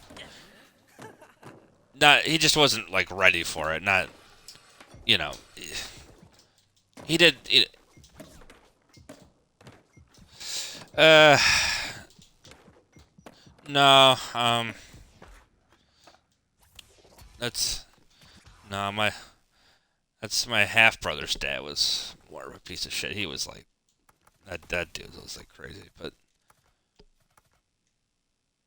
so, the thing was is that so my half brother met my dad because that was the only child that for a while you know that my mom had, and then she had two more boys, and I was number three. So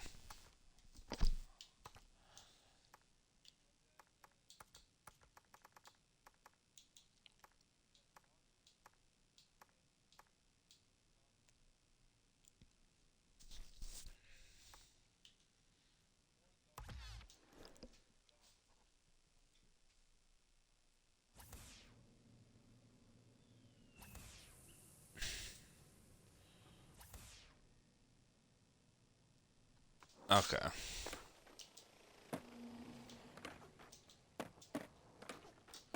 fair enough.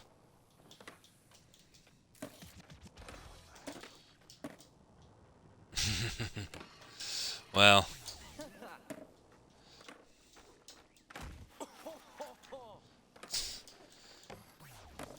everybody does their own thing, but to me, I I say like I could judge that person. It's like but I don't know them, so what difference does it make? B, that person could actually end up being a decent father, because that's the thing, right? You never know.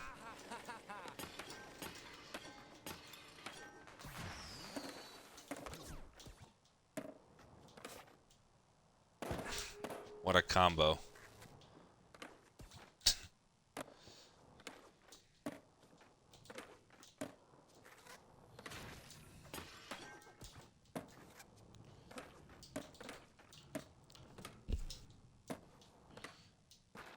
See, that I can respect, because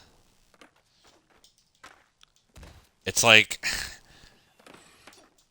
I think there's this idea that that you hear a story like that, they're like, oh, well, this dad must be like someone you see on like Maury or whatever, right? Jerry Springer. It's like, no, it's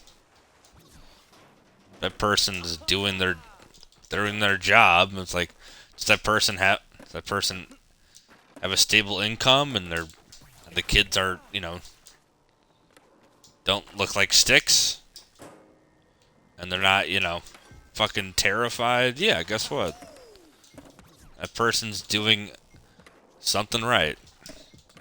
Nobody's perfect, and I've always stood by this. I was like, listen, my mom had to raise three kids alone, so.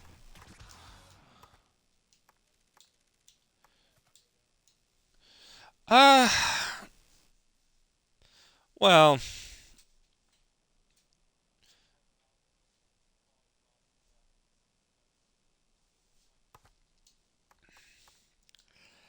yeah. I mean, it could. It's it's had its lows, but it's had its highs too. Certainly not in the financial department, but it's. eh,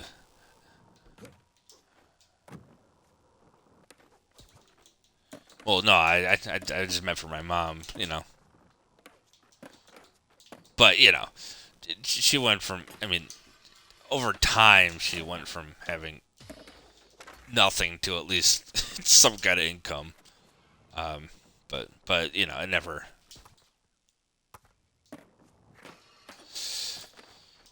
was ever truly enough. That's for sure. It was always less than it should have been. You know.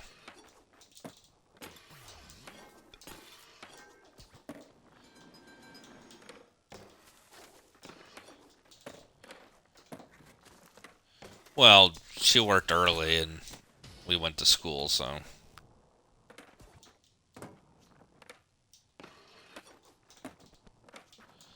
Well, that's not nice, but okay. I mean, I mean, yeah, you know, my mom, she did absolutely nothing, clearly. She only clothed me and fed me.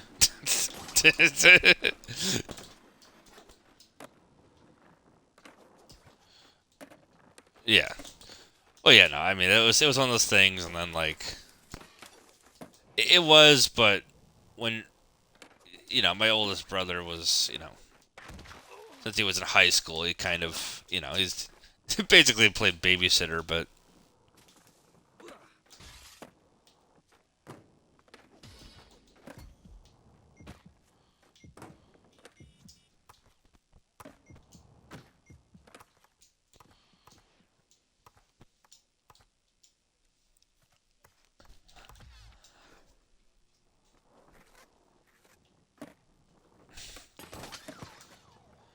well,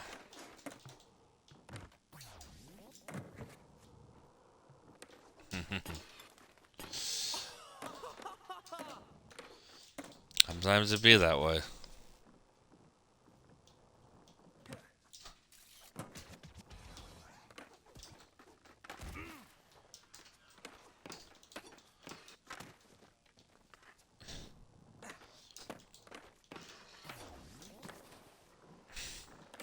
Sometimes that's all you can ask for.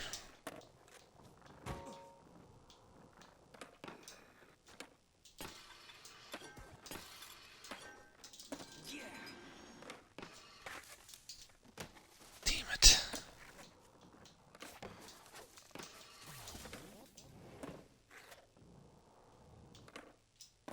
Right. Oh my goodness.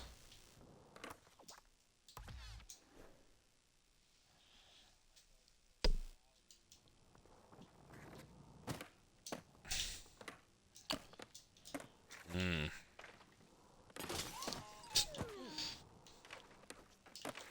Oh yeah, it's my personal favorite. The iPad kids.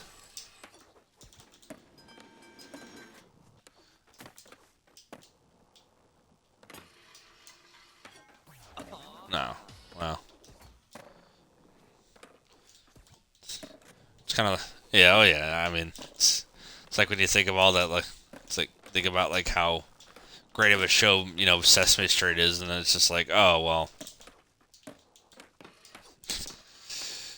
And you see like the effects of it, and you go, maybe not so much. It's like I'm not saying it's the show that hasn't done anything, but man, sometimes I wonder if how Jim Henson would feel just seeing this.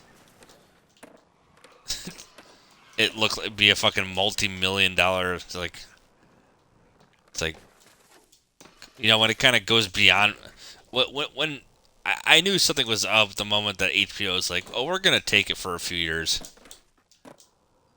and I was like, well, that's weird. They, I said. They had it for a few years. I said I said for a few years HBO had the rights to it. I said well, that's when I was like, okay, that's just strange to me. They have a channel that's devoted to said content, you know. Uh, Granted, but it's still strange. And then they had it, but it was this. The thing that was weird was that, but PBS didn't lose the rights, but they would still show it on both. It was very strange.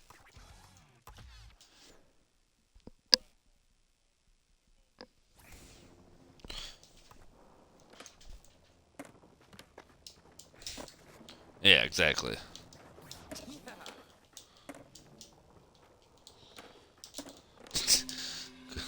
Oh, Sony, what are we gonna do with you?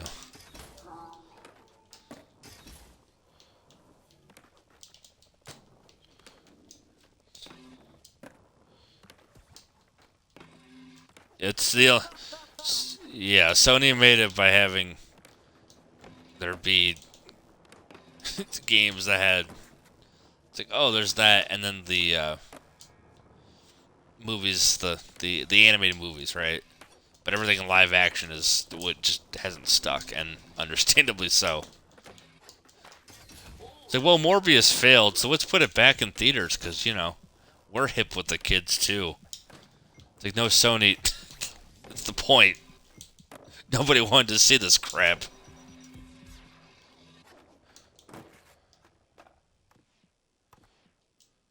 They lost, that was the middle. That's like, yeah, let's put it back in, only for them to lose more money. It's like, so that's how that works, clearly.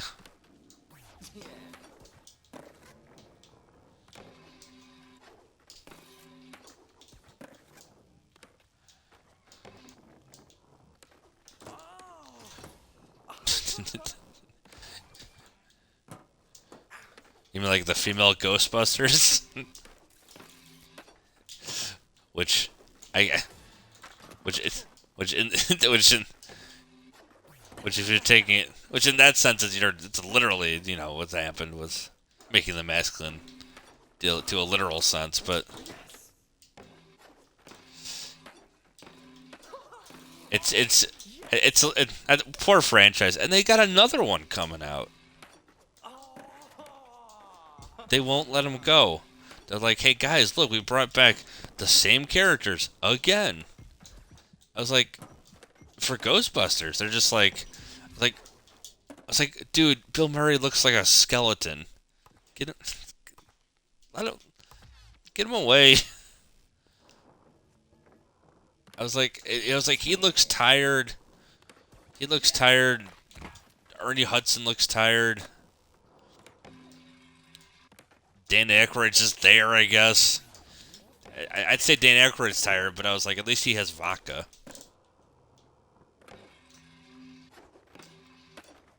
Nah, that's well, he's got nothing better to do otherwise. I mean, hey, listen, I got vodka. I gotta make more money. It's like, well, Dan, you haven't really done movies for a long time. Why don't you go direct one, buddy? You only helped write some of those famous movies ever.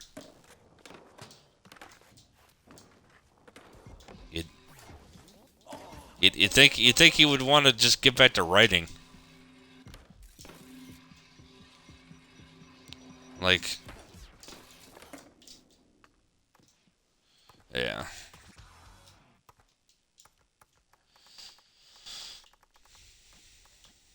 Yeah.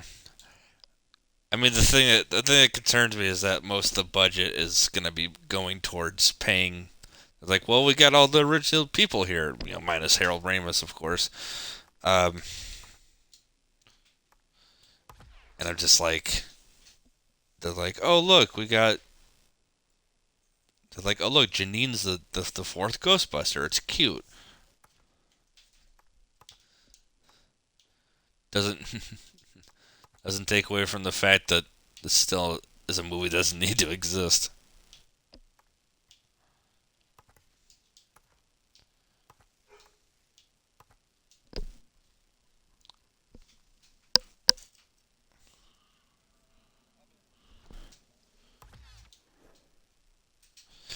I remember when that first movie had made $1 million.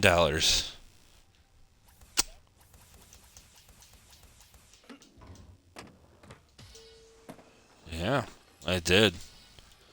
I saw I saw that in 3D in the front row.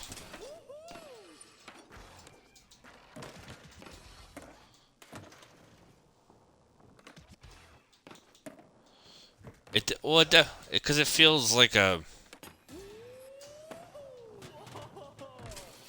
because it feels legitimate. It feels natural. It's like, oh yeah, like it's like, here's these jokes that all land, right? It's like everybody feels like they're trying, you know. And then it's because I remember when they eventually got to the point and they're just like, okay, and now Iron Man is dead, and I was like, okay. I was like, that's yeah, I know, right, right, isn't he? Yeah, I was like, it's just Joe Biden. I was like, oh, he's gonna talk about his hairy legs. It's great.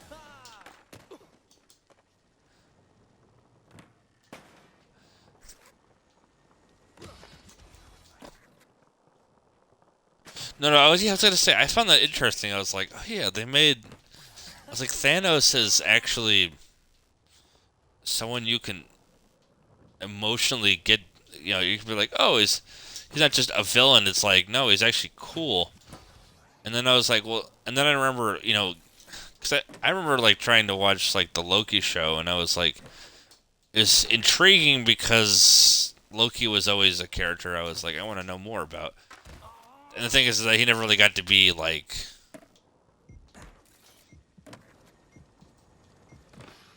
yeah, um, both,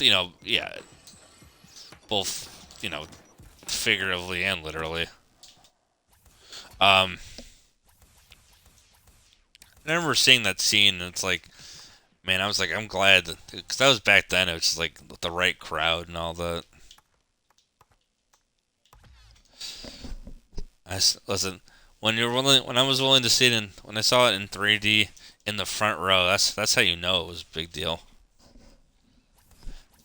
It was a great thing, but all I took from that experience was Scarlett Johansson's ass and nothing more. And I'm not saying that to be like freaky. I'm just like literally it was because I was in 3D, and that's just all like the way I was seeing it was from that angle.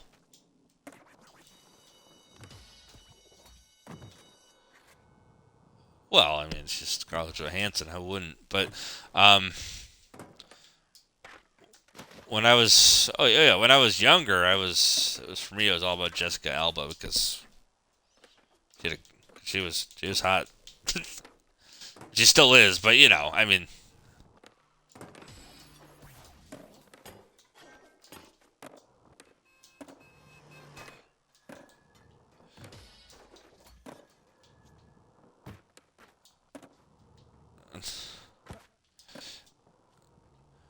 well,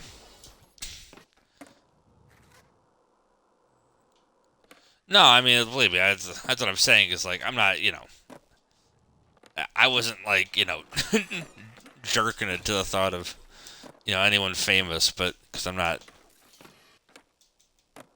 that kind of person. But there were definitely ones I was like, oh yeah, I was like, she's hot, kind of thing. It was that sort of thing. And then I was like, when, cause I was like, if they're a certain age, I was like, listen, if I can still look at this person and they're clearly like they've passed 40 or whatever, right? And they still look. I'm like, this person still looks almost exactly the same as they did like 10 years ago. Like, yeah.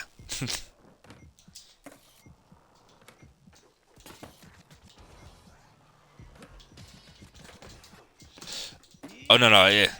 Oh yeah. There are some people like that. Like, you know, I don't think. I mean, I, as much as I hate to even mention Will Smith's name, in this day and age.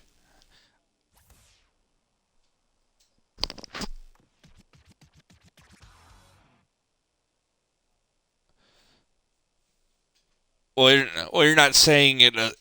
You're not saying it in a derogatory way. You're saying, yeah, you're literally saying, yeah, that's a homosexual. Yeah, yeah, this is a not straight man. Yeah, that's what you're getting at.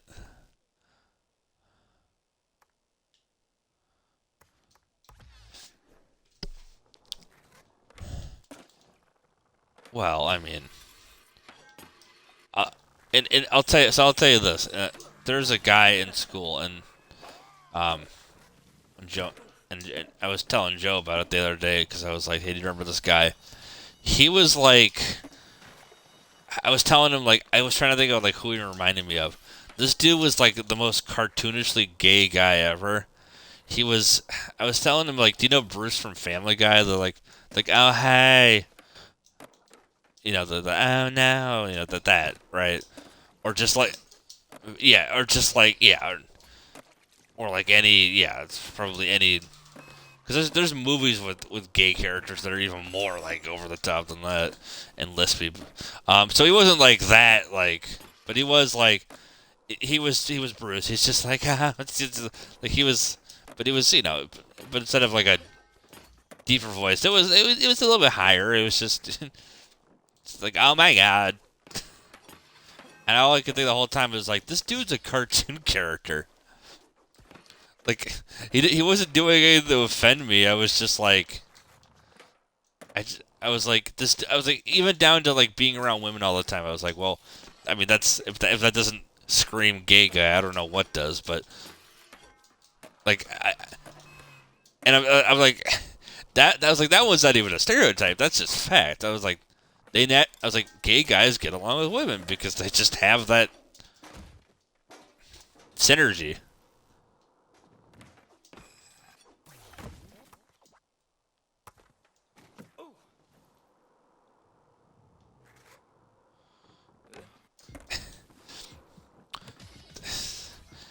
Yeah.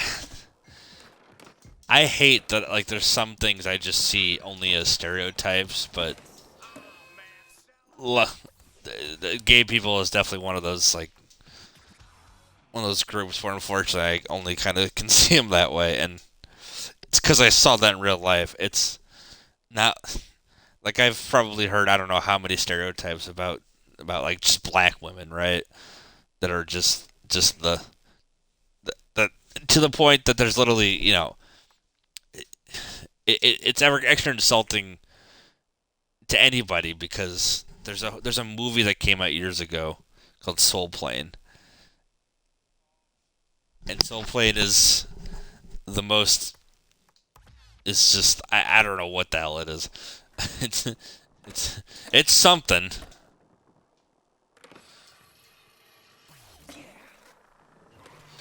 Yeah, that's a good way to word it. Yeah,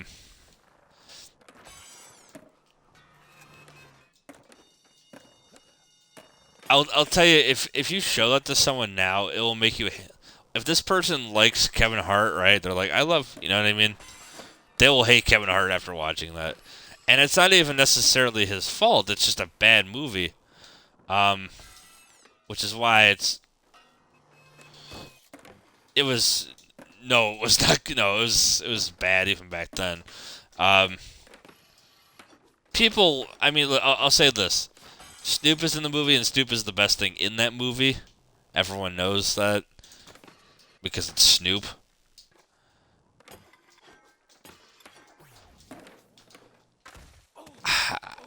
I think it's more just that it's just lazy. It's than anything. It's it should be. It's not doing. There's not. The thing is that there are movies out there that do this with. So it's not even the only movie out there that exists that's like. There's a movie called Undercover Brother that's like that too, where it's, kind of playing into the stereotypes a little bit, but in a clever way. It doesn't quite have that. It's got a cast, it's got all these things, right? But it's just bogged down with a lot of kind of just it's just kind of like if it was done now, it would be much funnier, I think, because it would be written a lot better. But back then, it was written like a 2000s comedy, which is not necessarily a good thing. Yeah, so it has that issue. Yeah, it's yeah. It's a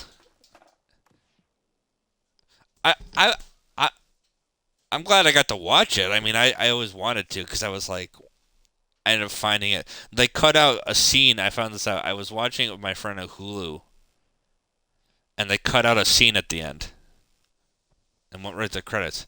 I said, "You motherfuckers! I what? I don't know. So the scene at the end, it's okay. It's very, just if you've seen the movie, you might remember this. Is there's like a dance scene at the end before the credits, right? Because right? Because black people movie, it's gotta just. It's like he's like we fly, we party, right? That's what Kevin Hart says, and they party in the plane, right? And they're just having a dance off. And you see everybody on in the movie, and then then there's the guy from he was in the first Iron Man. Speaking of Marvel, who's dressed as the Arabic dude because he is, because they're like it's funny because 9/11 humor in 2004. They're just like, get it, guys? He's scary. That's the joke, and he's not really scary. So they play that up. Right, exactly. Yeah, because 2004. He's Arabic, so he does like the. He just like they do the thing where he's like he pulls the handle down really fast on the luggage. Like because it's like a bomb, like a detonator. Yeah, it's just lazy shit like that. But at the end, he comes down in the thing, and he's like.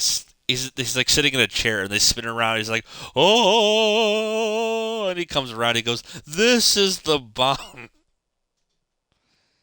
I'm like, and then they look at him, and then the two ladies hold like the music cuts out, and they hold their walkie talkies at him like guns. He's like, "What did I say? Let's dance." And they keep dancing. It's so stupid, but it's funny. Yeah. Don't get me wrong. There are scenes in there that are funny. Terry Crews is always good, especially that's Terry Crews had to do that and White Chicks in the same year, so yeah. So you had to decide which one's worse.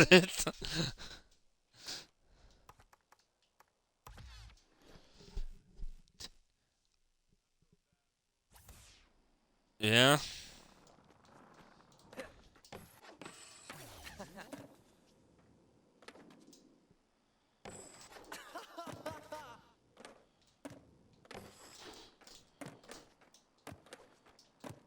Mm. There's just a scene in that movie that is just anal rape, and they're like, it's funny. It's Monique. He's like, she does this like, it's like drop them drawers, and yeah, she yells at this black dude to drop his pants and show his ass, and then she's like cavity check, and it's very clear that she's just doing it so that she can have her way. It's like isn't rape funny? It's like no, it's not exactly. Yeah, it's like it yeah. When you see that scene, you're just like, oh, that's not even. There's nothing. I was like, that's. I was like, even back then, that would have been like, what the fuck, like, like someone might have laughed because it was like random, but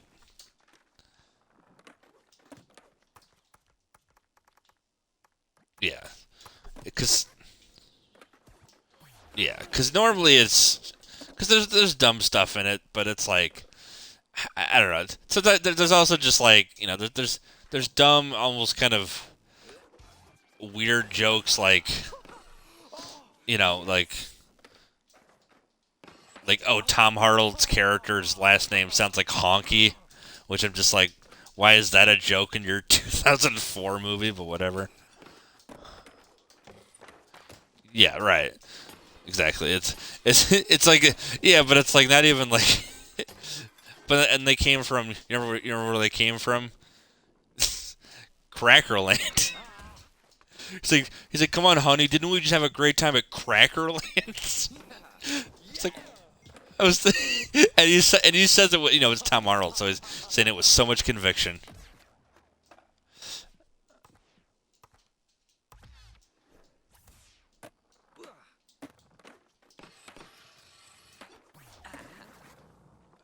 Oh yeah, no, I mean it's.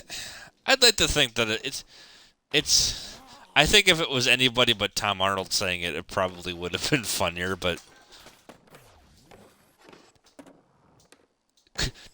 also the movie, I didn't realize this until so the first time I ever discovered this was through a review of because I was telling you about that channel that was run by uh, middle-aged black guy, and because him and his partner, they've been doing stuff for years together. They did like cable access back in the day and all this stuff. No, no. Show partners. Jesus, dude. No, no, no. No it's, I mean, I get it. I'm saying you. I know YouTube and all that. It's. I could understand.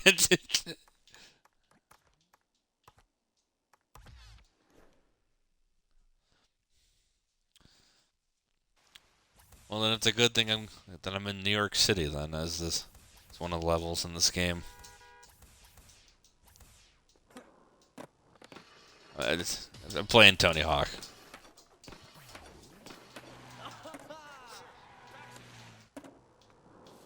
Oh yeah. Oh yeah. You want to talk about shit that doesn't hold up? Oof. Well, not so much Underground, but I mean Underground 2. I was already kind of dead on arrival because it did the Jackass thing. Which I'm like, all you got to do is I was like, you guys put Bam Margera in your game. You are shooting yourself in the foot immediately. Um, it ruled the world. But it was, yeah, it was. But at least back then, it was like, that's because you think about like how annoying it is. It's like, why does Jackass work? And it's like, well, because these are all people that know each other and are having fun. You know what I mean? It's not. It's not. Exactly. There's chemistry. These are all friends. This is. They're basically just they're doing practical jokers basically.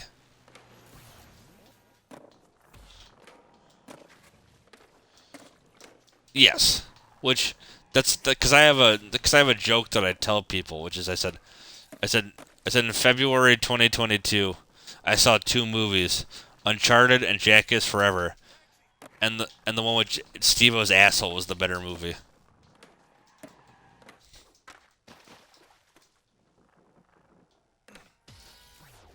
Uncharted, yes, yes, it was a terrible movie.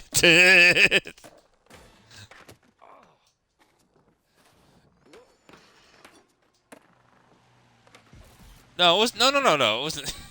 No, I'm just saying. Literally, I'm just saying. I'm saying he's in like a tub, and his.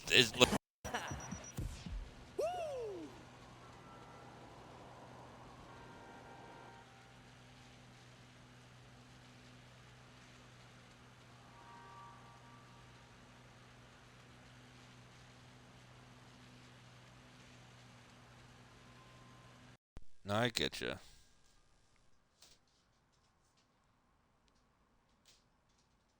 Yeah, yeah.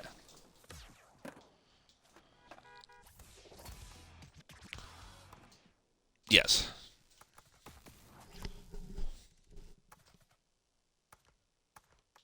Sure.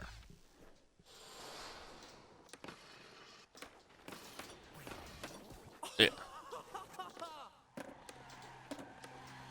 Well, I mean, not nobody's holding a gun to you and saying do this, but it's more. It's not a requirement. It's just more of a incentive.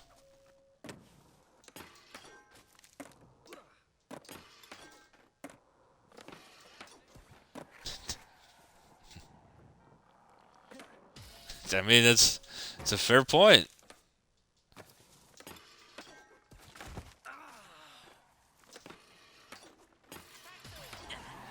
Uh, not something I don't have an answer to that.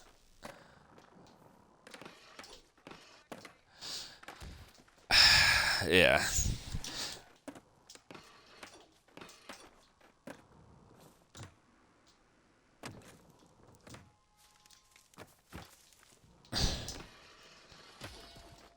I mean, that's true. I suppose you could. I suppose that you could outlive cancer.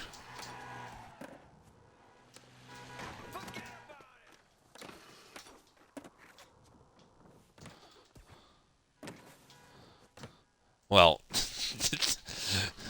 well, that's not where you would want it, but I get you. I get where you're coming from, though.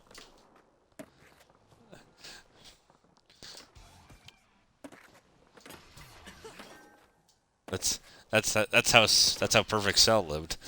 He's like, the guy exploded, but I didn't really die.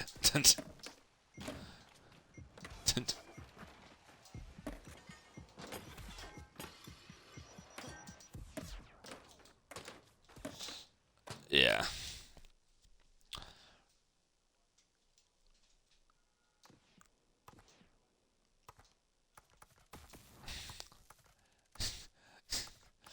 Yeah. It's I've had a joke like that about football where I told someone I said like it's X year, and so they're Giants fans. I said the Giants go 0-16 and the Browns make it to the Super Bowl. It's like I was like I always had like I wish I could help people realize how fucking close the Browns were, not once but twice in a row, to being in the Super Bowl, and should have been. But the Broncos, they were good then too. So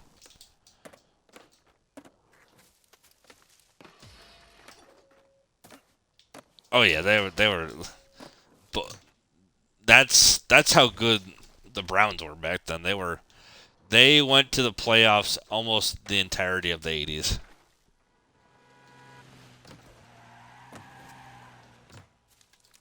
Yes, they do.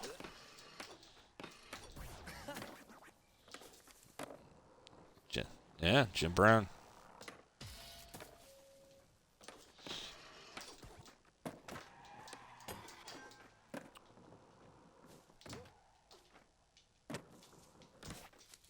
Right. So anyway, he's like, right. He could have go of all the places. I'm just like, let's go to Baltimore. It's like, what the hell's in Baltimore? This is Baltimore in the '90s, I might add. So that's like, so nice and dangerous. I mean, so was Cleveland, but still, it's probably worse.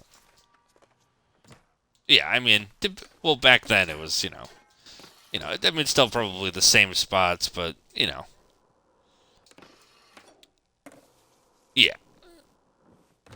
yeah, definitely. I'm sure that's always been.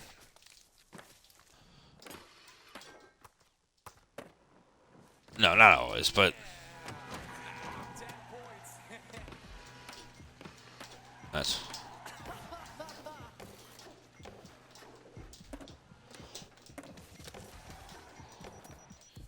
Well, I think. Well, yeah, I think. Because I always think of what is it? Antoine Fisher and his book. Um, Antoine Fisher.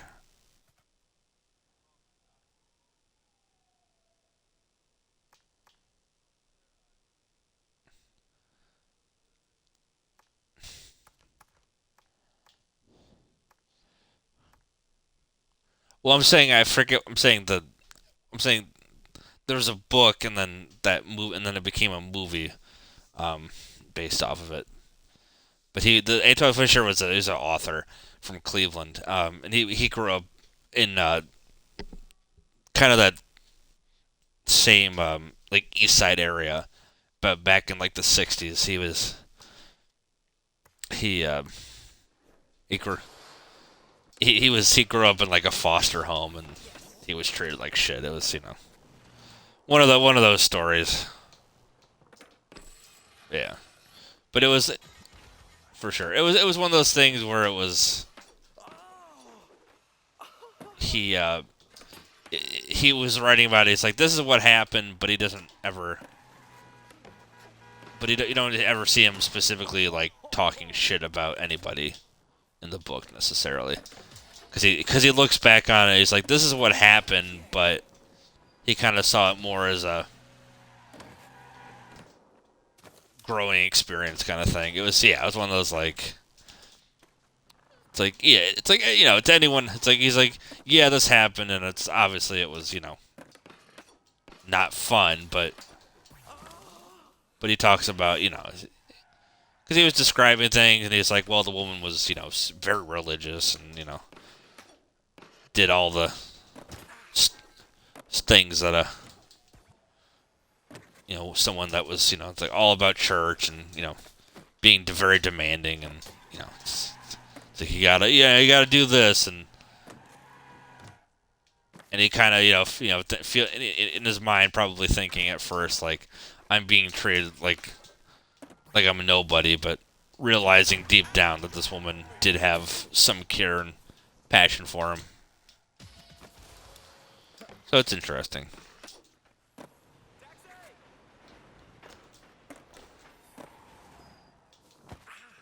Well, yeah, the book is definitely darker than the movie, but um,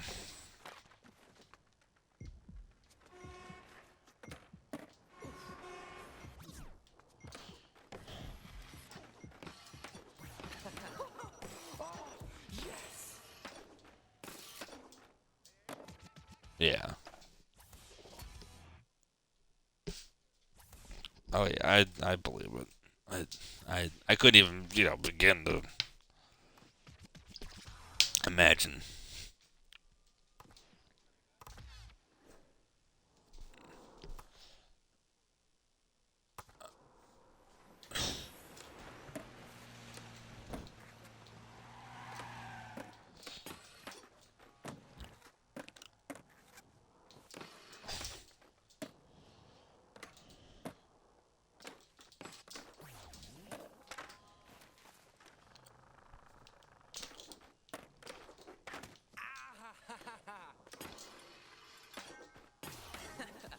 Hmm.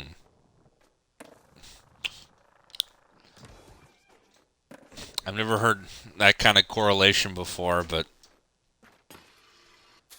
I mean, I'm sure if I was hearing the exact reason, it probably would be a different story. But I I, I don't know if I've ever heard a woman tell that kind of story. I think maybe I've heard men talk about that because I've definitely heard the correlation between sexual assault and other things, like just like being like oh like not wanting to like not wanting to be around your parents or something, or in the case of Mr. Garrison wanting to get wanting to get sexually assaulted by his dad. Um,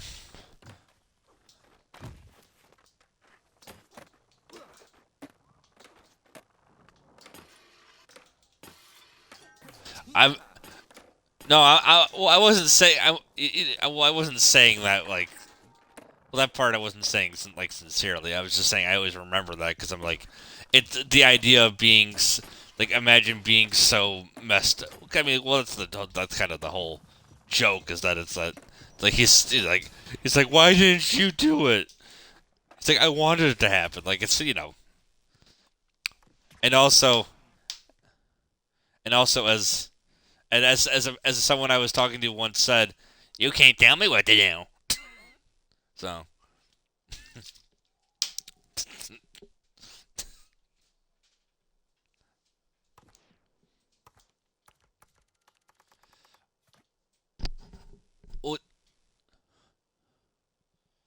well, I always find it interesting because you watch if anyone watch those episodes just as is, you're just like, what a strange episode.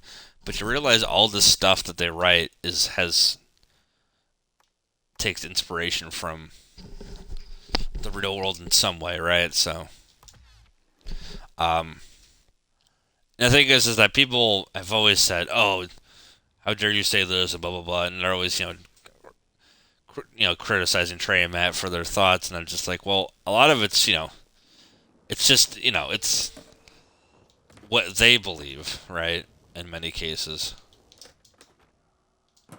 it's not necessarily it's not right or wrong. It's just it's just what they're thinking. Yeah, it's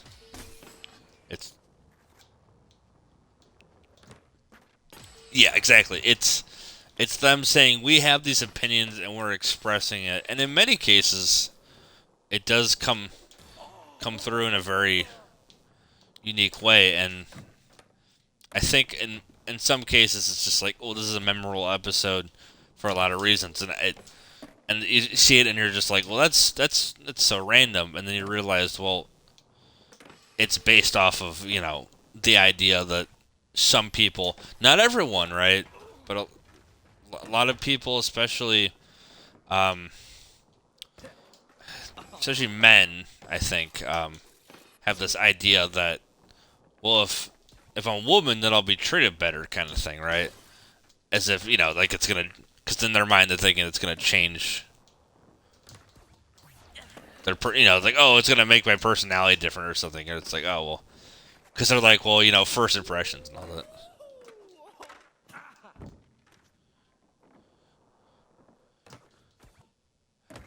Uh, Depends on the circumstance, I suppose, but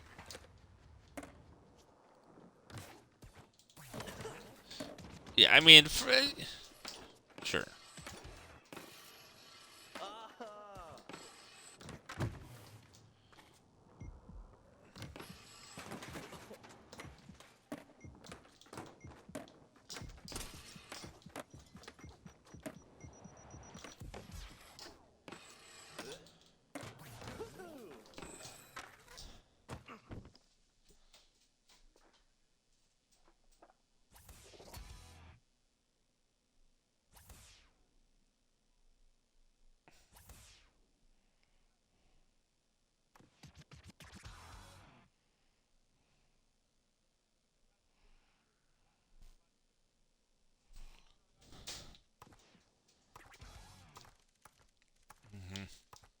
All right.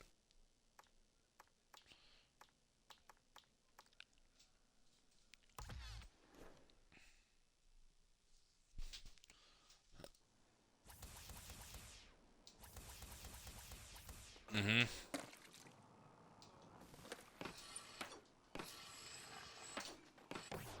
Mhm. Yes.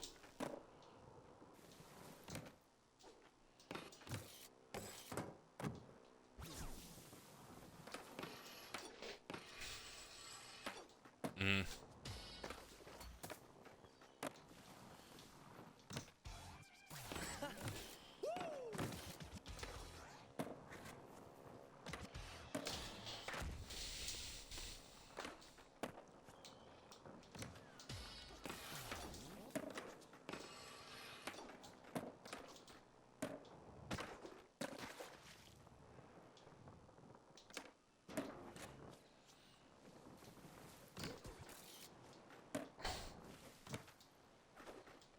Right.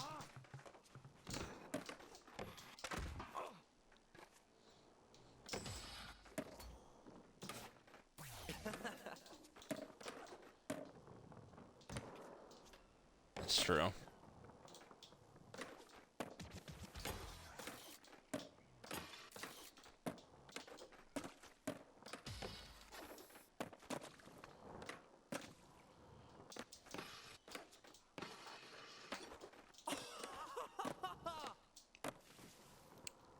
I'd say it's stupid for putting it online, but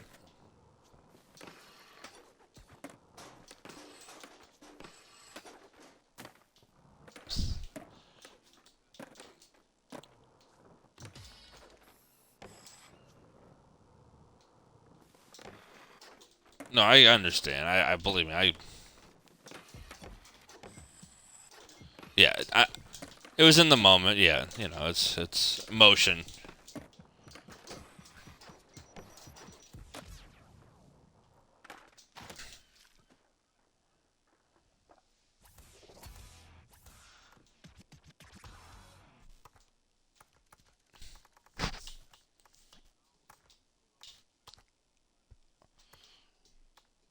Yeah.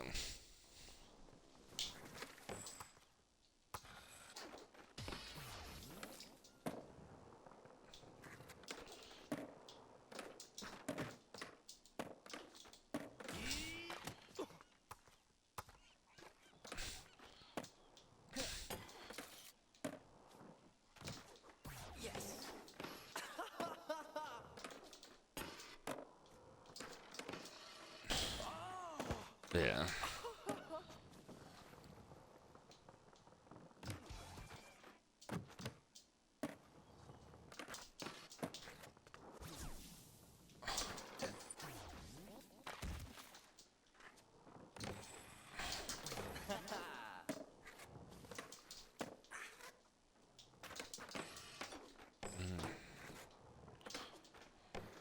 Right.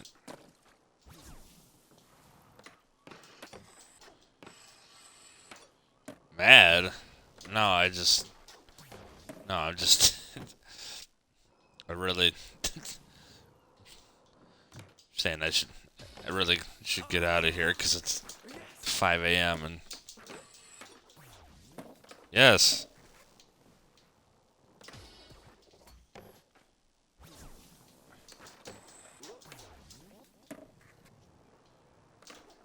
you as well.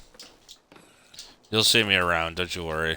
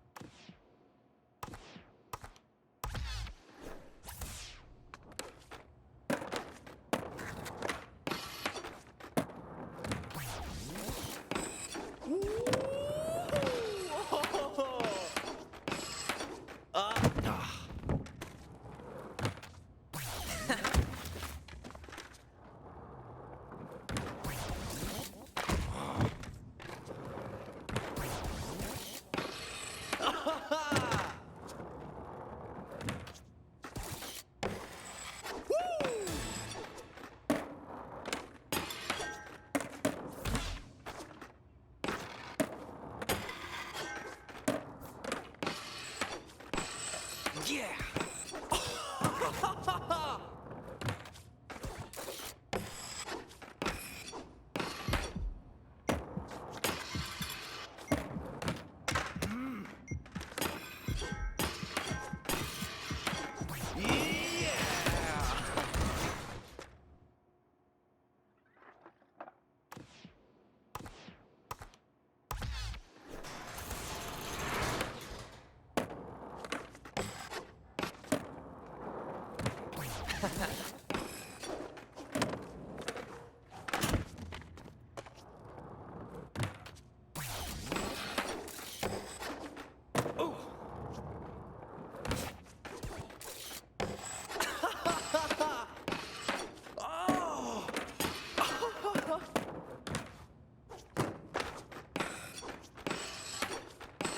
Yeah!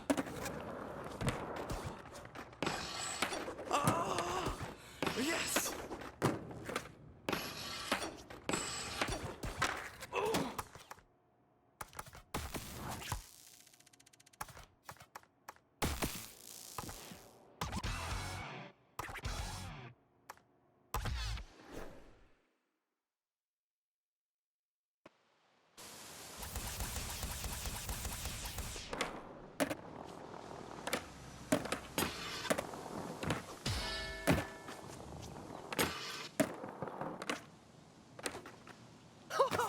Oh, yes!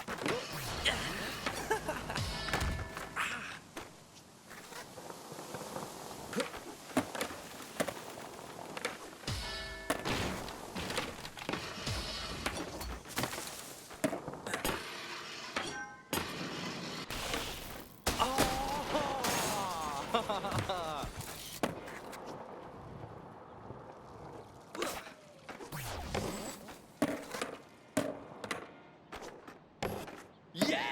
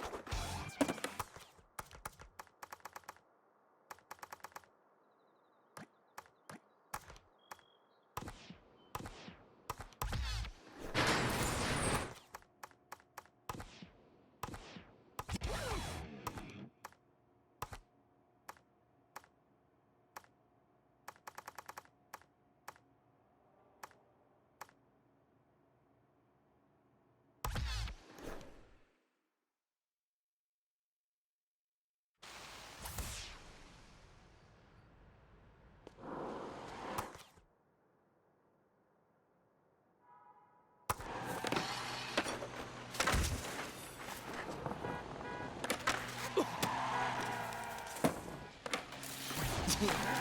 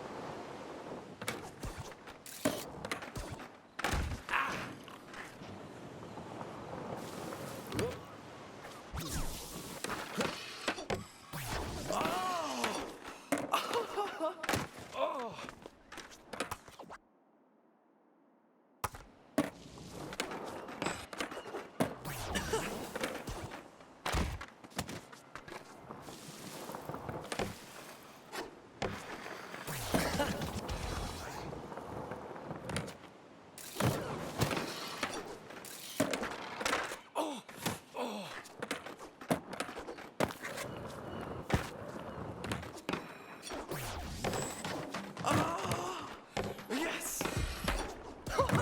Oh, yes! Oh!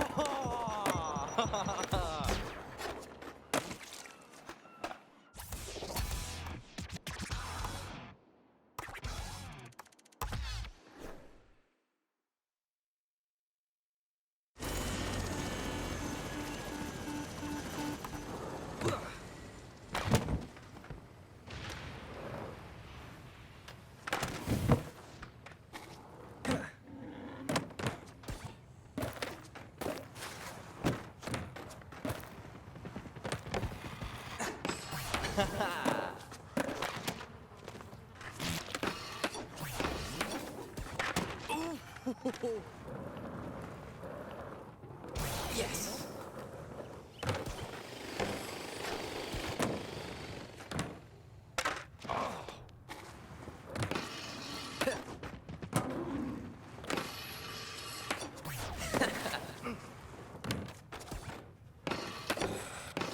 Yeah!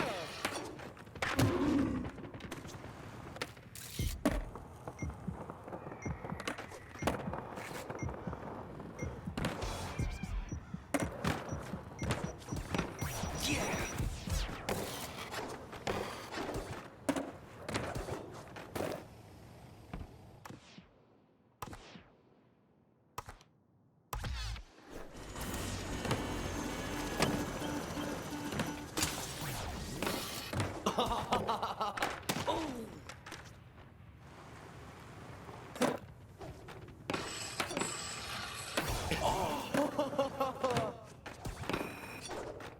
Woohoo!